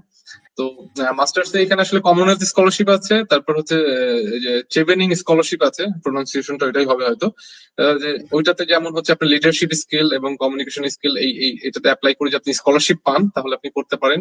কমনওয়েলথ স্কলারশিপে করতে পারেন। তারপর হচ্ছে মারি কুরি যে স্কলারশিপ আছে সেটাতে করতে পারেন। এইটা তো, এই তিনটা এক্সটার্নাল স্কলারশিপ ছাড়া মানে আসলে মাস্টার্স এর জন্য কোনো স্কলারশিপ নাই, মানে কেউ দেয় না, কারণ মাস্টার্স তো কোর্স ওয়ার্ক, ইউনিভার্সিটি নর্মালি দেয় না কিছু কনসেশন ছাড়া। তো আমি আপনার প্রোফাইল সম্পর্কে জানি না, আপনি যদি আপনার প্রোফাইল যদি খুব ভালো হয়, হ্যাঁ, হাই সিজিপি, আপনার লিডারশিপ স্কিল থাকে, মানে পাবলিকেশন না থাকলেও হবে, মানে আপনার রেজাল্ট যদি খুব ভালো হয়, তাহলে আপনি কমনওয়েলথ স্কলারশিপ এবং শেপনিং যে স্কলারশিপ সেটাতে ট্রাই করতে পারেন। আদারওয়াইজ আসলে মাস্টার্স এর অপশন খুব ন্যারো আর কি। আর মেজর আর যে অন্য মেজর, এটা যদি রিলেভেন্ট হয়, মানে যদি বিজনেস এর একই ইসে হয়, বা ফিজিক্স থাকলো, কেমিস্ট্রি থাকলো, তাহলে মেজর একটু চেঞ্জ হলে আসলে সমস্যা নেই। মেইন সমস্যা হচ্ছে আপনি স্কলারশিপ পাবেন কিনা এটাতে। নর্মালি পুরো ওয়ার্ল্ডেই মাস্টার্স এর স্কলারশিপটা একটু কম আর কি। আচ্ছা, থ্যাংক ইউ নাজমুল ভাইয়া। আমি এটার সাথে আপনাকে একটা রিলেভেন্ট একটা বিষয় নিয়ে একটু ডিসকাস করার জন্য বলবো, যে আমাদের বাংলাদেশের অনেক স্টুডেন্ট আছে যারা হচ্ছে আন্ডারগ্রেডের পরে হয়তো 4-5 বছর বিভিন্ন ফিল্ডে চাকরি করে, তারপরে হয়তো তারা চিন্তা করছে যে একটা মাস্টার্স করা দরকার, বা সেম ফর যারা মাস্টার্স কমপ্লিট করেছে তারাও হয়তো 4-5 বছর পরে গিয়ে মনে হয় যাচ্ছে আমি মনে হয় পিএইচডি তে যাই। এই যে একটা গ্যাপ পড়ে যায়, স্টাডি গ্যাপ যেটাকে আমরা বলি, এটা কতটুকু ইম্প্যাক্ট ফেলে অ্যাকচুয়ালি, মানে আপনি এটাকে কিভাবে মূল্যায়ন? এইটা আসলে বিভিন্ন কান্ট্রিতে বিভিন্ন রকম। কানাডাতে দেখেছি যে, আমি যদি ইউকের কথা বলি, সে যদি রিলেভেন্ট ফিল্ডে কাজ করে তাহলে এটা তো অবশ্যই প্লাস পয়েন্ট, এবং সেটাকে তার প্রমোট করতে হবে। হ্যাঁ, আমি এখন বায়োকেমিস্ট, বাংলাদেশে একটা ফার্মাসিউটিক্যালে কাজ করলাম, আমি সেটাকে ইন্ডাস্ট্রি এক্সপিরিয়েন্স বা এটাকে প্রমোট করতে হবে যে আমি ব্যাচেলার মাস্টার্স এখানে, তারপর 4 বছর আমি ইন্ডাস্ট্রিতে কাজ করছি। ইন্ডাস্ট্রিতে আমি কি কি করছি, আমি টিম লিড করছি, তারপর হচ্ছে আমি ল্যাব ম্যানেজ করছি, আমি প্রবলেম সলভ করছি, এই টেকনিক করছি। যদি রিলেভেন্ট হয় তাহলে এটা তো খুবই প্লাস একটা পয়েন্ট। বাট এটাকে সেল করতে হবে আর কি। সেল সেল শব্দটা খারাপ হয়ে যায়, প্রমোট করতে হবে যে এটা আমার জন্য ভালো ছিল। সে যদি ইভেন রিলেভেন্টও না হয়, সেইটাকেও আমি একটা মোটিভেশন করা আছে। যেমন আমার এখানে একজনকে দেখেছি, মানে ব্রিটিশ একজনকে, সে হচ্ছে আর্মি থেকে 20 বছর পরে আর্মি থেকে ফিরে এখন আবার ব্যাচেলারে, তো তার যে এসেটা ছিল ব্যাচেলারে ভর্তি হওয়ার, সেটা দেখেছি যে সে লিখেছে যে I could have done this, মানে আমি আর্মিতে ছিলাম 20 বছর, আমি এখন এটা করতে পারতাম, অনেক আর্ন করতে পারতাম, বাট তারপরেও আমি ব্যাচেলার করতে আসতে যাচ্ছি। দ্যাট প্রুভস দ্যাট আমি খুব মোটিভেটেড। এই একটা জিনিসই তো আমার, এটাই একটা ইনাফ। তো ইভেন এইটা যদি সে অন্য ফিল্ডে কাজ করে, সেটা অবশ্যই একটা নেগেটিভ পয়েন্ট, যে মানে অ্যাপ্লিকেশনের জন্য, যে সে হচ্ছে কেমিস্ট সে কাজ করেছে দেখা যাচ্ছে বিজনেসে বা মার্কেটিং এ, বাট সেইটা করতে পারে যে আমি তারপরেও আসতে যাচ্ছি কারণ আমি এটা এনজয় করতেছি না, আমি মোটিভেটেড। হ্যাঁ, প্লাস ওইটার যে বিজনেসে যে ফিল্ডে কাজ করছে ওইটা আনা, যে এইটার থেকে আমি যে জিনিসগুলো শিখছি, যে আমার প্রেশার সহ্য করার ক্ষমতা, আমার প্রবলেম সলভিং করার ক্ষমতা, আমার ম্যাচুরিটি সবকিছু বাড়ছে, যেটা আমার পিএইচডির জন্য হেল্প করবে আর কি। এইভাবে আর কি জিনিসটাকে আর কি একটু শেপ আপ করা, যে ওই নেগেটিভ সাইডটাকে আসলে উইকনেসটাকে স্ট্রেংথ হিসেবে শো করা আর কি। আর যদি কেউ রিলেভেন্ট ফিল্ডে ইন্ডাস্ট্রিতে কাজ করে, এটা অবশ্যই স্ট্রেংথ, এটা উইকনেস না। থ্যাংক ইউ ভাইয়া। এটার সাথে আরেকটা জিনিস আমি অ্যাড করি, রিসেন্টলি এটা বাংলাদেশে আমি বেশ খেয়াল করছি যে আমাদের ইউনিভার্সিটি গুলা, বিশেষ করে ঢাকার যে ইউনিভার্সিটি গুলো আছে, এখানকার যে স্টুডেন্টরা আছে, গত 5 থেকে 6 মাসে আমাদের কোভিড এর কারণে সব ইউনিভার্সিটি মোটামুটি বন্ধ, ফিজিক্যালি টোটালি ক্লোজড। কিছু ইউনিভার্সিটিতে অনলাইনে ক্লাস হচ্ছে, ভালোভাবে হচ্ছে, কিছু ইউনিভার্সিটি এখনো স্ট্রাগল করছে সিচুয়েশনটা বোঝার জন্য। তো স্টুডেন্টরা, প্রচুর ইউনিভার্সিটি স্টুডেন্টরা অনলাইনে বিভিন্ন কোর্স করছে, সার্টিফিকেট নিচ্ছে। তো এটার আমি নিজে পার্সোনালি কিছু কোশ্চেন পেয়েছি, যে কিছু মিসলিডিং টাইপ কোশ্চেন, যে আমি তো ভার্সিটিতে ক্লাস করছি, সাথে সাথে যেহেতু এখন ভার্সিটিতে ঠিকমতো ক্লাস হচ্ছে না বা এক্সাম হচ্ছে না, আমি একটু কিছুটা ফ্রি হাতে টাইম আছে, প্রচুর কোর্সের অনলাইনের কোর্স গুলো করে ফেলি, এডেক্স এর থেকে কোর্স গুলো করে ফেলি। তো এই এই কোর্সগুলা যে তারা করছে এবং হয়তো 15-20টা কোর্স করে ফেলো, সার্টিফিকেটের ভ্যালুয়েশন কতটুকু অ্যাড হয় তার স্কিল সেটের মধ্যে। অন দ্য আদার হ্যান্ড, তাদের আপনি যখন একটা ধরেন সিভি পাবেন, সেখানে দেখলেন আপনি 10টা কোর্সের হয়তো সার্টিফিকেট আছে, কিন্তু তার হয়তো সফটওয়্যার স্কিলে কিছু লিমিটেশন আছে বা অন্যান্য স্কিলে কিছু লিমিটেশন আছে। এইরকম যদি একটা মানে একটা ভার্সাস সিচুয়েশন দাঁড়ায়, যে সার্টিফিকেট আছে, এদিকে আমার স্কিল আছে কি নাই প্লাস মাইনাস, আপনি কিভাবে সিচুয়েশনটাকে দেখবেন? ভাই স্পিকারটা অন করে নিন, মাইক্রোফোন অন করে নিন। হ্যাঁ, আমার পার্সোনাল ওপিনিয়ন সেটুকু দেই, সেটা হচ্ছে যে করোনার সময় আমাদের সবার ভেতরে একটা ধারণা আছে আমার কিছু করতে হবে, হ্যাঁ, মানে এই সময়টা কাজে লাগাতে হবে। এইটা একটা বিষয়, সেই জায়গা থেকে অনেকে এটা করছে, খারাপ না। আমার কাছে একটা মেইল এসেছে ইন্ডিয়া থেকে একজন আর কি, তো ওরকম প্রায় 10-12টা কোর্সেরার সার্টিফিকেট অ্যাটাচ করে দেওয়া আর কি। তো এর ভেতরে মানে সিভি কোনটা এটাই খুঁজে পাওয়া যাচ্ছিল না আর কি, যে কোর্সেরার সার্টিফিকেট কোনটা, সিভি কোনটা। তো এখন ব্যাপার হচ্ছে যে কোর্সেরাতে যেভাবে কোর্স করে অবশ্যই তার স্কিল বাড়ছে, হ্যাঁ, কিন্তু আমি পার্সোনালি আমি ওভারঅল প্যাকেজটা দেখি আসলে। হ্যাঁ, আমি যদি পার্সোনালি বলি যে আমার আসলে এইটার আমি কেমন, আমি ধরো তাসকিন আপনার কথাই বলি, আপনি যদি আমার কাছে একটা সিভি নিয়ে অ্যাপ্রোচ করেন, আপনার হয়তো 100টা কোর্সের সার্টিফিকেট আছে, হ্যাঁ, 100টা ধরে নিলাম, বা 50টা আপনি বা 20টা আপনি যত, বা আপনি এডেক্স থেকে অনেক কিছু করলেন। আমি যখন আপনার সাথে কথা বলবো, একটা স্কাইপিতে একটা কথা বলবো, আমি যখন কয়েকটা বিষয়ে আলোচনা করব, আমি একটা মানে নর্মাল একটা অ্যাডাল্ট হিসেবে আমি পিএইচডি করেছি, পোস্টডক করেছি, আমি বুঝতে পারবো আপনি কেমন, আপনাকে দিয়ে আমার চলবে কিনা।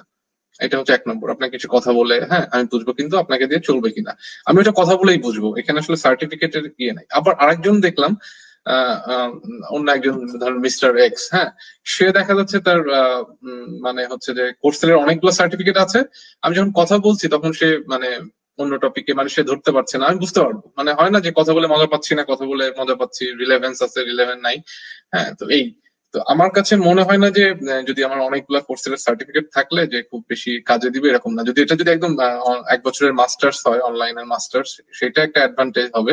সেটা তো ওই যে যখন পয়েন্ট করে মানে ইভ্যালুয়েশন করে, যে যারা ইভ্যালুয়েশন করবে তাদের কাজে দিবে। বাট ওভারঅল যদি আমার 20টা কোর্সের ইয়ে থাকে যে এটা খুব বেশি আমার পার্সোনালি আমার আমার যে এর একটা ছেলে এর হচ্ছে বা একটা মেয়ের সবকিছু এক, ওর হচ্ছে 10টা কোর্সের সার্টিফিকেট আছে, তার মানে যে ওই 10টা যারা আছে তাকে নিব, এইটা আমার কাছে মানে আমার কাছে খুব বেশি ডিফারেন্ট ইয়ে করে না। আমার কথা হচ্ছে যে সে এই জিনিসটা জানে কিনা সেটা আমি তার সাথে কথা বলেই বুঝবো। হ্যাঁ আমার তার জন্য ওই ওয়ান ডে একটা সার্টিফিকেট এটা খুব বেশি এক্সট্রা অ্যাডভান্টেজ ইয়ে করবে না আর কি। এই করলে খারাপ না, আমার কথা সময় থাকতেছে করতেছে ঠিক আছে, বাট এটা সিভিতে দেখা যায় 2 পৃষ্ঠা ধরে ওইটা, হ্যাঁ যেটা হয়তো সে 7 দিনে করছে, এটা খুব বেশি হবে না। আমার কথা হচ্ছে আমি তার সাথে কথা বললেই বুঝবো, এটা আমি পার্সোনালি যে আমি কথা বললেই বুঝবো যে সে আসলে ওই টপিক সম্পর্কে জানে কিনা এইটা। সেটাই। তো ভাইয়া আমরা এবার একটু দর্শকের কোশ্চেন নেই, অডিয়েন্স একজন আছে। Next question Amlan Ganguly, if I pronounce correct, Amlan. I am a first year PhD student at the University of Glasgow, UK. My field is molecular pharmacology. Please give me some general advice for getting success in my PhD. আচ্ছা ঠিক আছে। অমলান অমলান অমলান গাঙ্গুলিকে যেটা বলবো যে গ্লাসগোতে আছে, হ্যাঁ গ্লাসগোতে আমার পাশেই গ্লাসগো। তো ভালো লাগলো জেনে। ফার্স্ট ইয়ারে যেহেতু তাসকিন আপনি বন্ধ করো, আমি শুনতে পাচ্ছি না আবার আপনার মিউট করলে।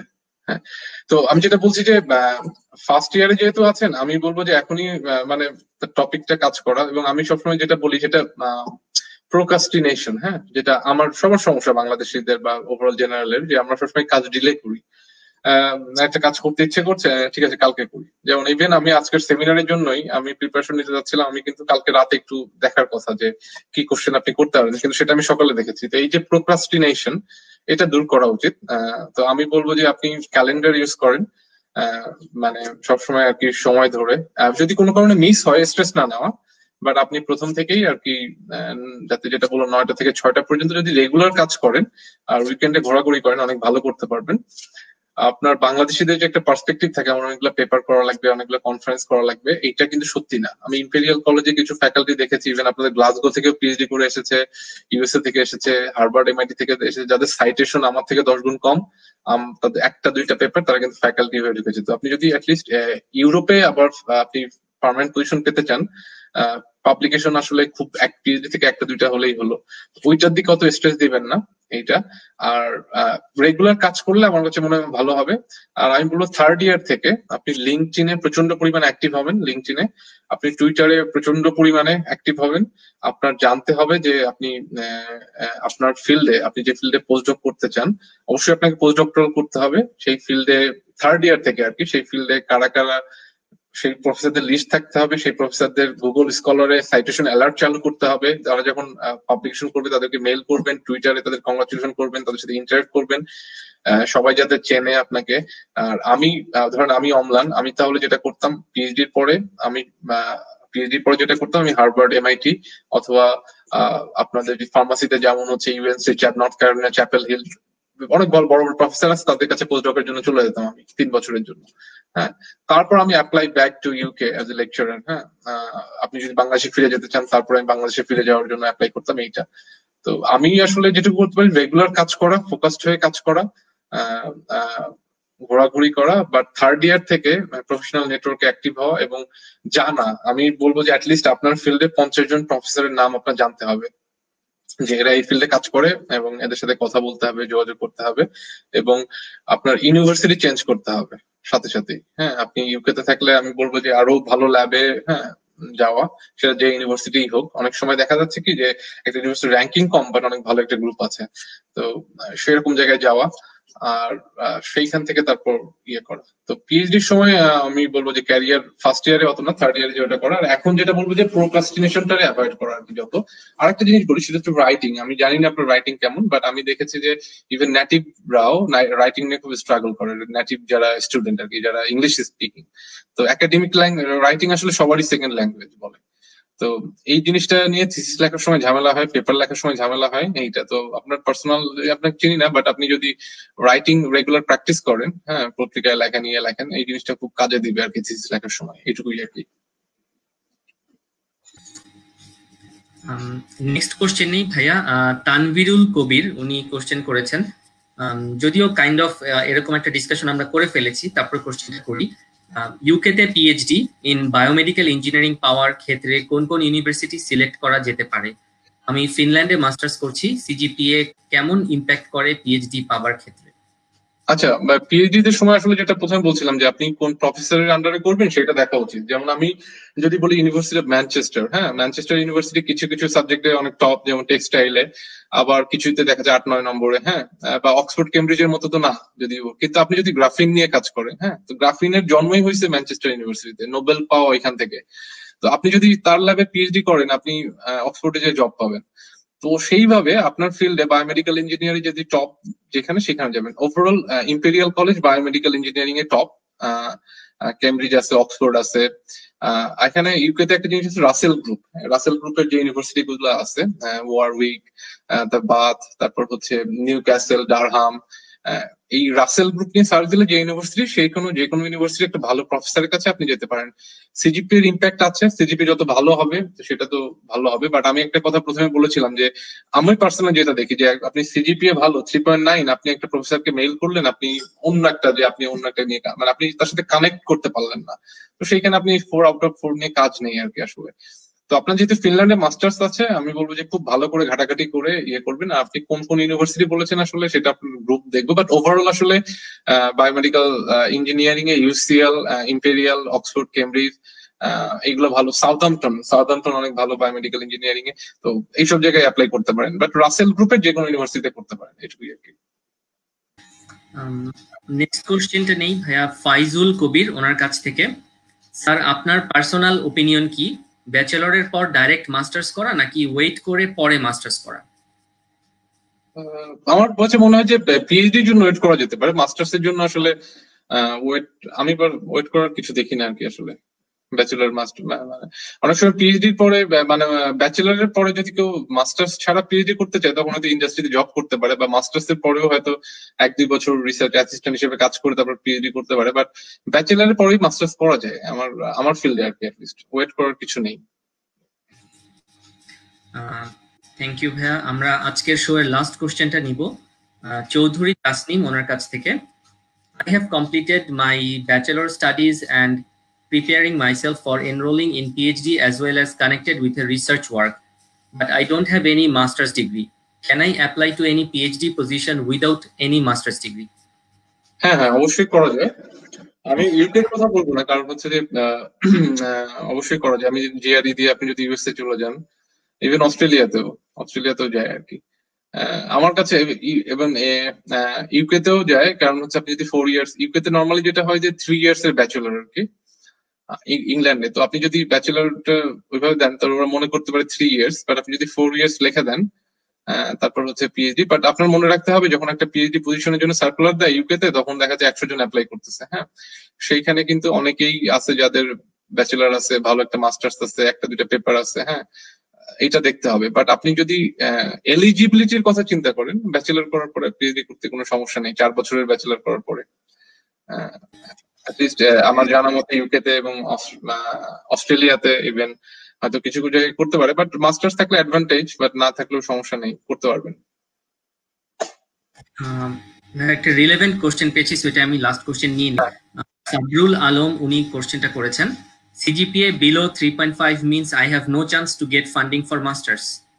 আচ্ছা, এখানে প্রথমে বলে নেই, মাস্টার্স এ ফান্ডিং একদমই নাই। না, সিজিপি আসলে 3.5 এর নিচে মানে হবে না তা না, আমি একটা স্ট্যান্ডার্ড বললাম যে ধরে নিলাম আর কি, যে 3.5 আর কি এইটা। তো সেই জন্য আমি বললাম যে সিজিপি।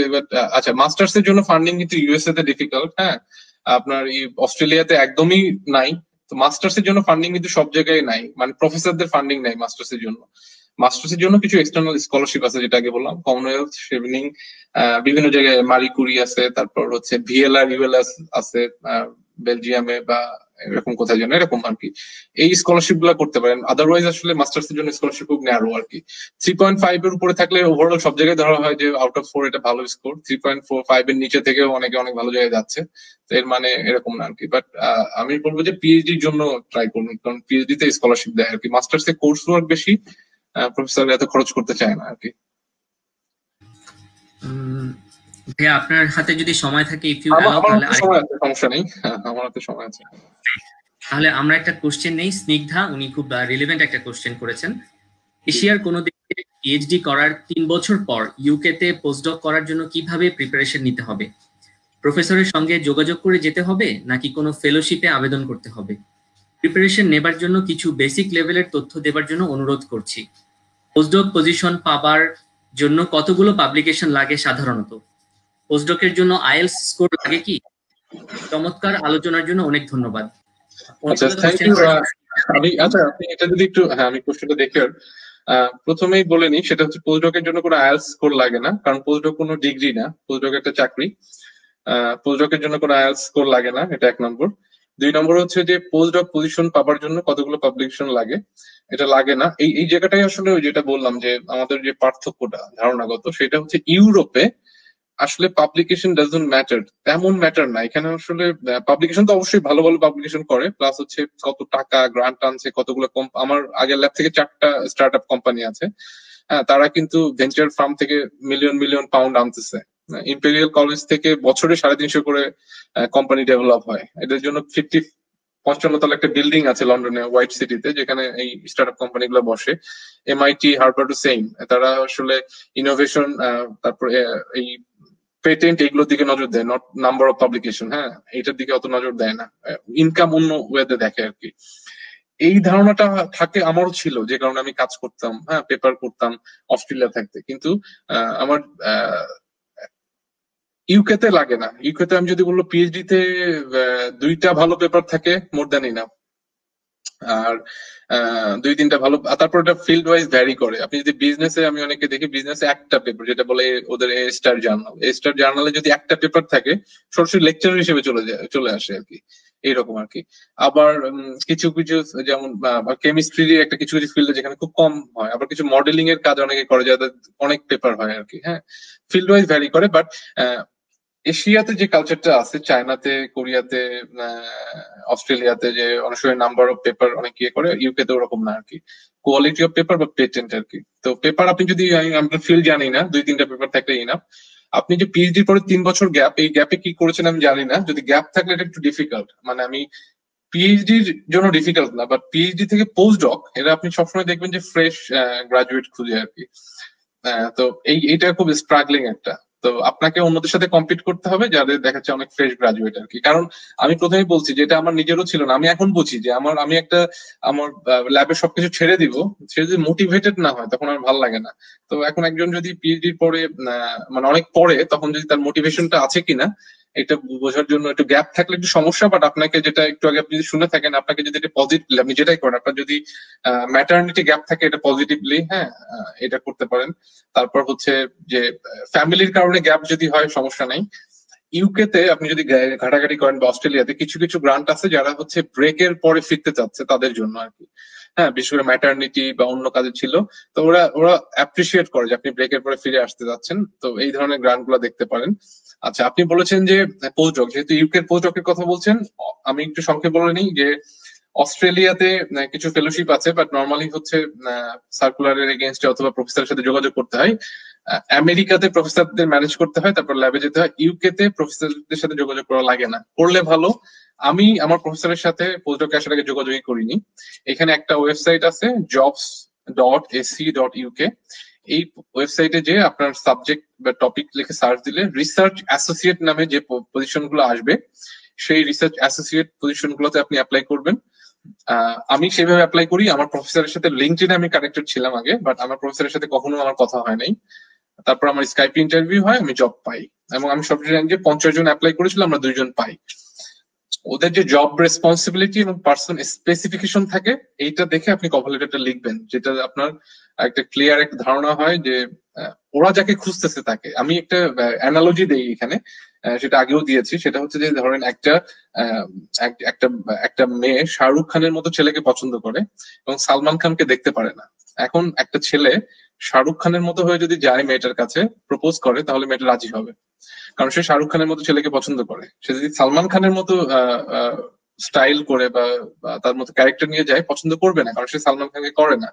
আপনাকে বুঝতে হবে যে আপনার প্রফেসর কি খুঁজছে, সে কি পছন্দ করে, আপনার যে এক্সপার্টাইজ গুলো আছে এগুলো অনেস্ট ওয়েতে সেভাবে প্রেজেন্ট করা, এবং তখনই আপনি শর্ট লিস্টেড হবেন। যখন শর্ট লিস্টেড হবেন তখন আপনি অনেস্ট ওয়েতে আবার আপনাকে সেল করা, প্রমোট করা, তখনই আপনি পাবেন। তো আমি মনে হয় উত্তর পেয়েছেন যে আপনি ওয়েবসাইটে অ্যাপ্লাই করবেন। ফেলোশিপ আছে বাংলাদেশিদের জন্য, একটা হচ্ছে রাদারফোর্ড ফেলোশিপ আর একটা হচ্ছে নিউটন ফেলোশিপ। আপনি এটা সার্চ দিলে পাবেন। এগুলো দিয়ে 2-3 বছরের পোস্টডকে আপনি আসতে পারবেন ইংল্যান্ডে, এই আর কি। এটাই মনে হয়।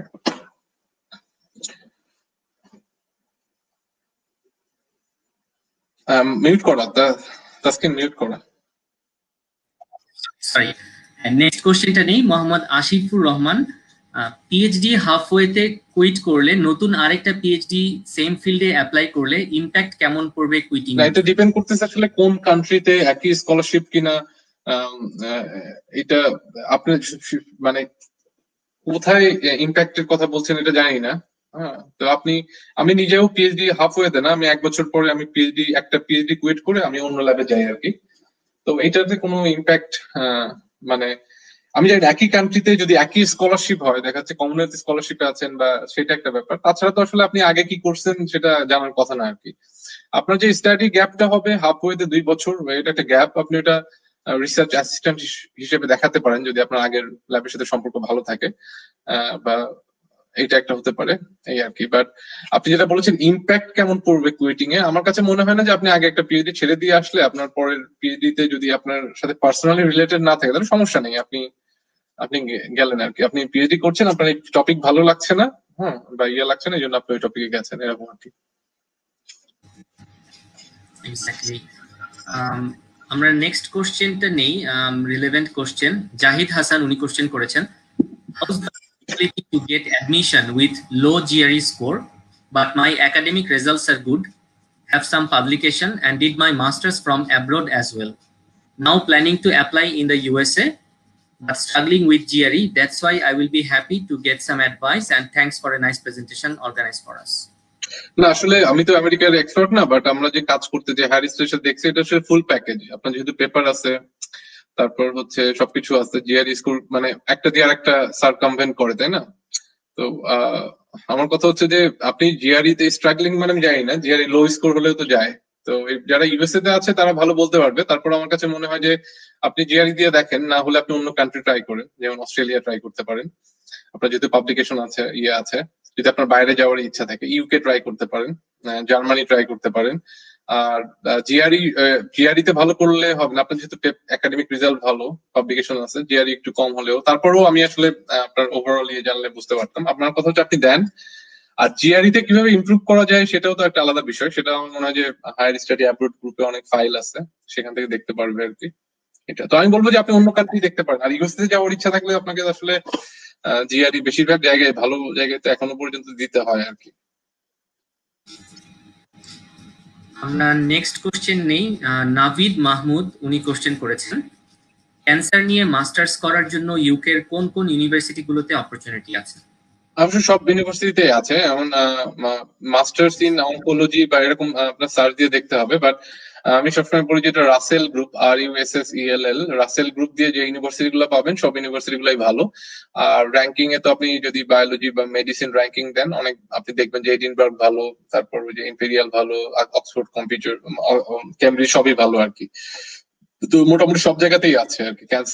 ক্যান্সার নিয়ে মাস্টার্স মানে তো আপনি মাস্টার্স সময় যে থিসিস করবেন সেটা আপনি ক্যান্সার নিয়ে কাজ করবেন আর কি। আর আপনার ডিগ্রিটা হয়তো হবে মলিকুলার বায়োলজি বা অনকোলজি, হ্যাঁ, বা বায়োমেডিক্যাল ইঞ্জিনিয়ারিং এরকম হবে। বা মাস্টার্স ইন ক্যান্সার এরকম কোনো সাবজেক্ট তো আমি জানি না, বাট আপনি রিলেভেন্ট কোন একটা সাবজেক্টে করবেন, আপনি থিসিসটা করবেন আর কি। তো সেই ক্ষেত্রে প্রথম আপনি র্যাঙ্কিং, যে কোনো র্যাঙ্কিং এ সার্চ দিবেন, আপনি প্রথম 10-12টা ইউনিভার্সিটি সবগুলোতেই পাবেন। রাসেল গ্রুপে সব ইউনিভার্সিটিতেই আপনি এই কোর্স পাবেন আর কি। এরপরে একটা কোশ্চেন এসেছে কম্পিউটার সায়েন্সে মাস্টার্স ফান্ডিং ইউএসএ নিয়ে। আমার মনে হয় এটা একটু ইরেলেভেন্ট। হ্যাঁ ইরেলেভেন্ট, হ্যাঁ এটা আমরা ডিসকাস করছি এবং হায়ার ফিল্ড ডিফারেন্স, ওই কোশ্চেনটা আমরা না নেই। নেক্সট কোশ্চেনটা নেই, সবরুল আলম উনি আবার আরেকটা কোশ্চেন করেছেন, how hard to find a industrial based job after completing my masters degree in abroad. না এটা আসলে তো সব জায়গাতেই কঠিন, বাট এটা যেটা হচ্ছে যে অ্যাওয়ার থাকতে হবে, মানে আপনার একটা ফার্স্ট যেটা দেখতে হবে যে কোথায় ইন্ডাস্ট্রিতে জব আছে, এক নম্বর।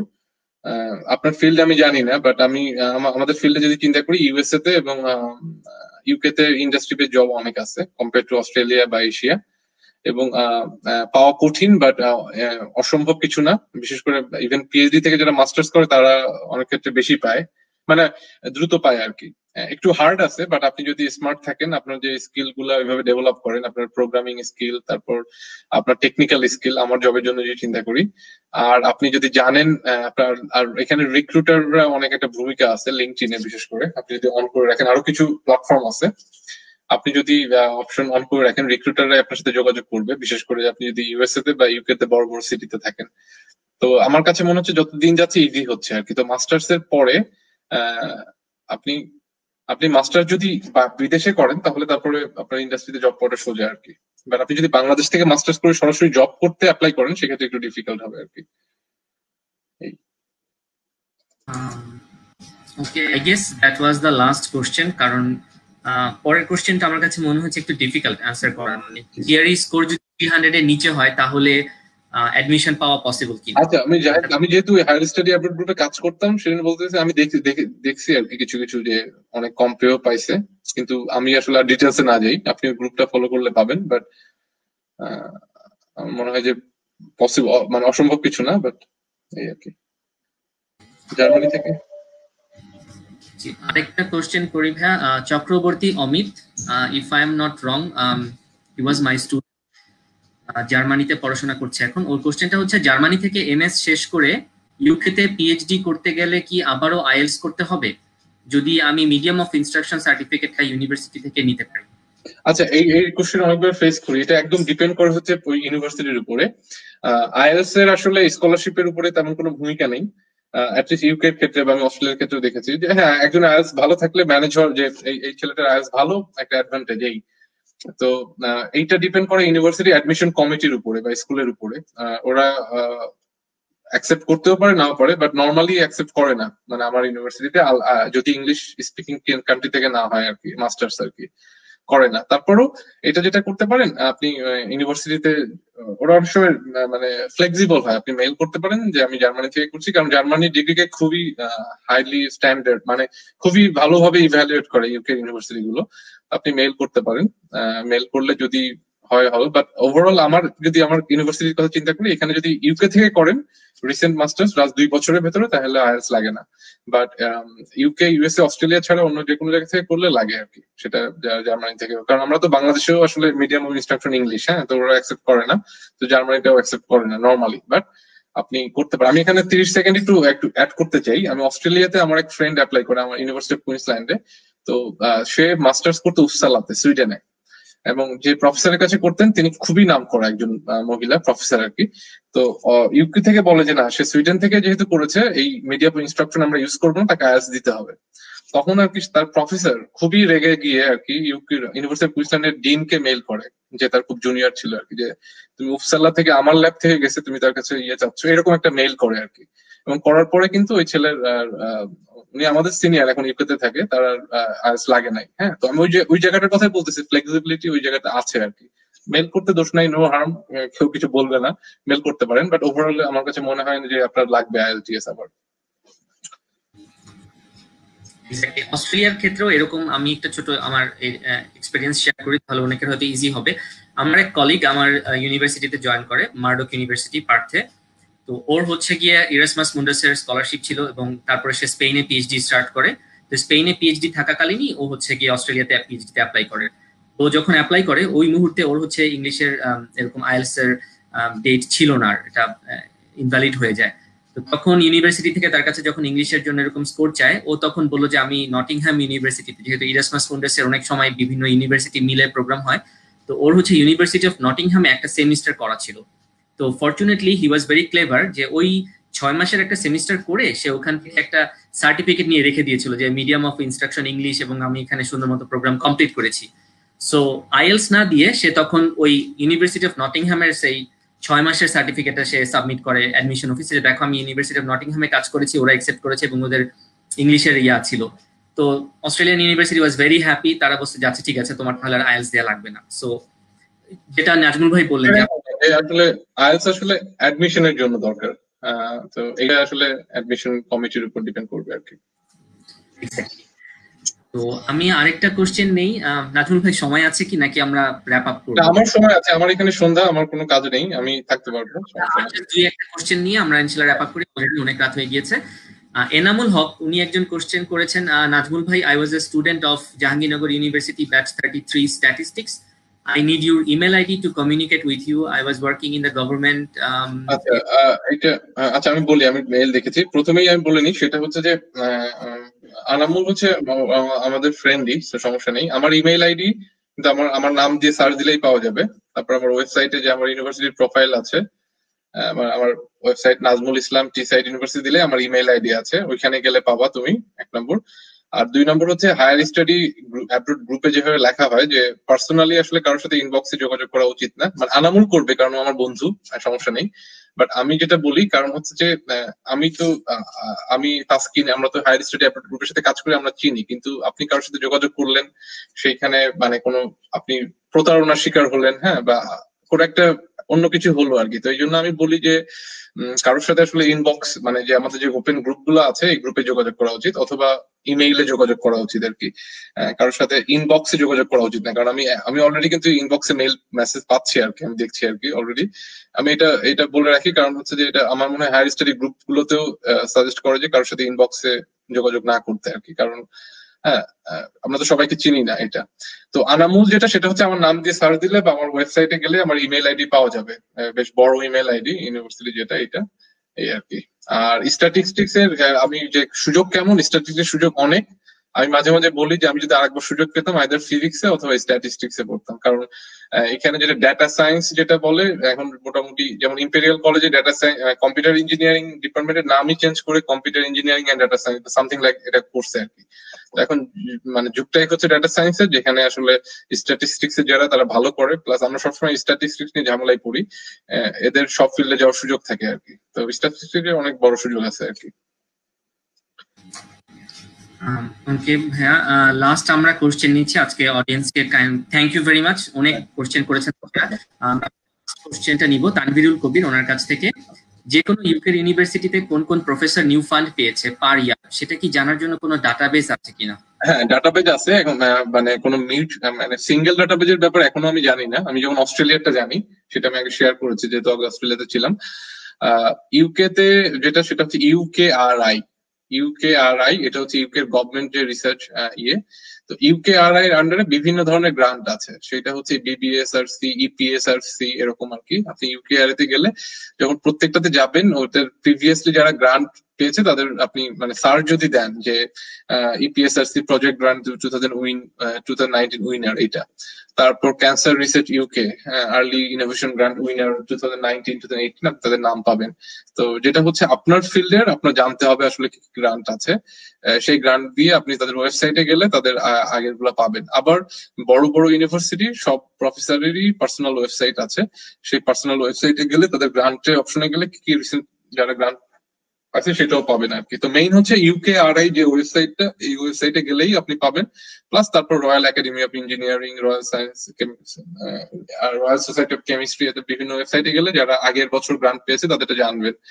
আর এই জন্য আমি টুইটারে সবাইকে অ্যাক্টিভ হতে বলি, কারণ টুইটারে আপনি যদি হ্যাশট্যাগ দিয়ে গ্রান্ট ধরুন ইপিএসআরসি 2020 দেন, দিলেই দেখবেন যে অ্যাটলিস্ট 20টা প্রফেসর পাইছে, তারা শেয়ার করছে যে আমি পাইছি, হ্যাঁ এটা পাবেন। এই জন্য টুইটার খুব হেল্পফুল আর কি।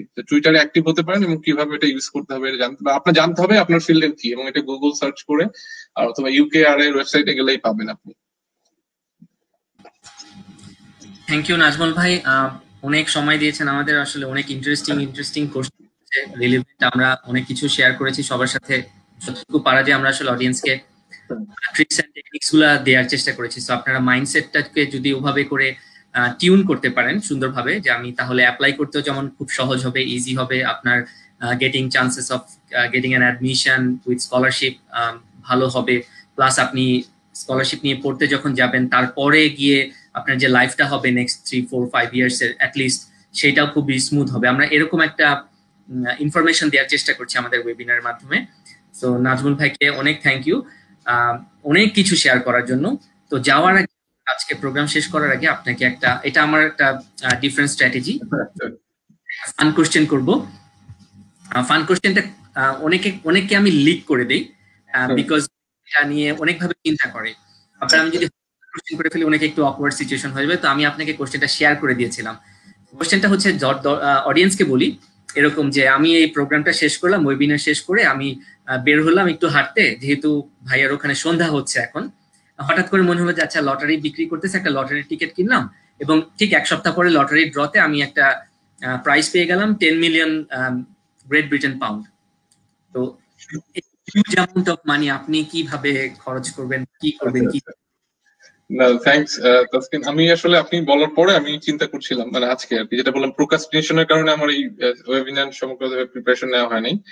তো আমি সত্যি কথাই বলি, অনেক সময় আর কি যেটা হয় যে অনেক কথা বলা যায় যে আমি সমাজ সেবা করবো, এটা করবো, এটা করবো, বাট সত্যি কথা বলি সেটা তো অবশ্যই পেলে আগে নিজের মানে নিজের ফ্যামিলির দিক থেকে দেখবো। তো আমি যেটা করবো যে অর্ধেক টাকা আর কি, যদি 5 মিলিয়ন পাউন্ডের কথা বলি, সেটা আমার এইখানে আমার জন্য, আমার ছেলের জন্য, আমার যে প্রয়োজনীয় বাড়ি এইগুলা, তারপর হচ্ছে আমার ফ্যামিলি, আমার ভাই বাবা মা বাংলাদেশে, ওদের জন্য, প্লাস হচ্ছে যে আমাদের তো আত্মীয় স্বজন আছে, হ্যাঁ, তারপর আবার সবাই আত্মীয় স্বজনদের জন্য করব। তো অর্ধেকটা থাকবে হচ্ছে আমার নিজের জন্য, আত্মীয় স্বজনের জন্য।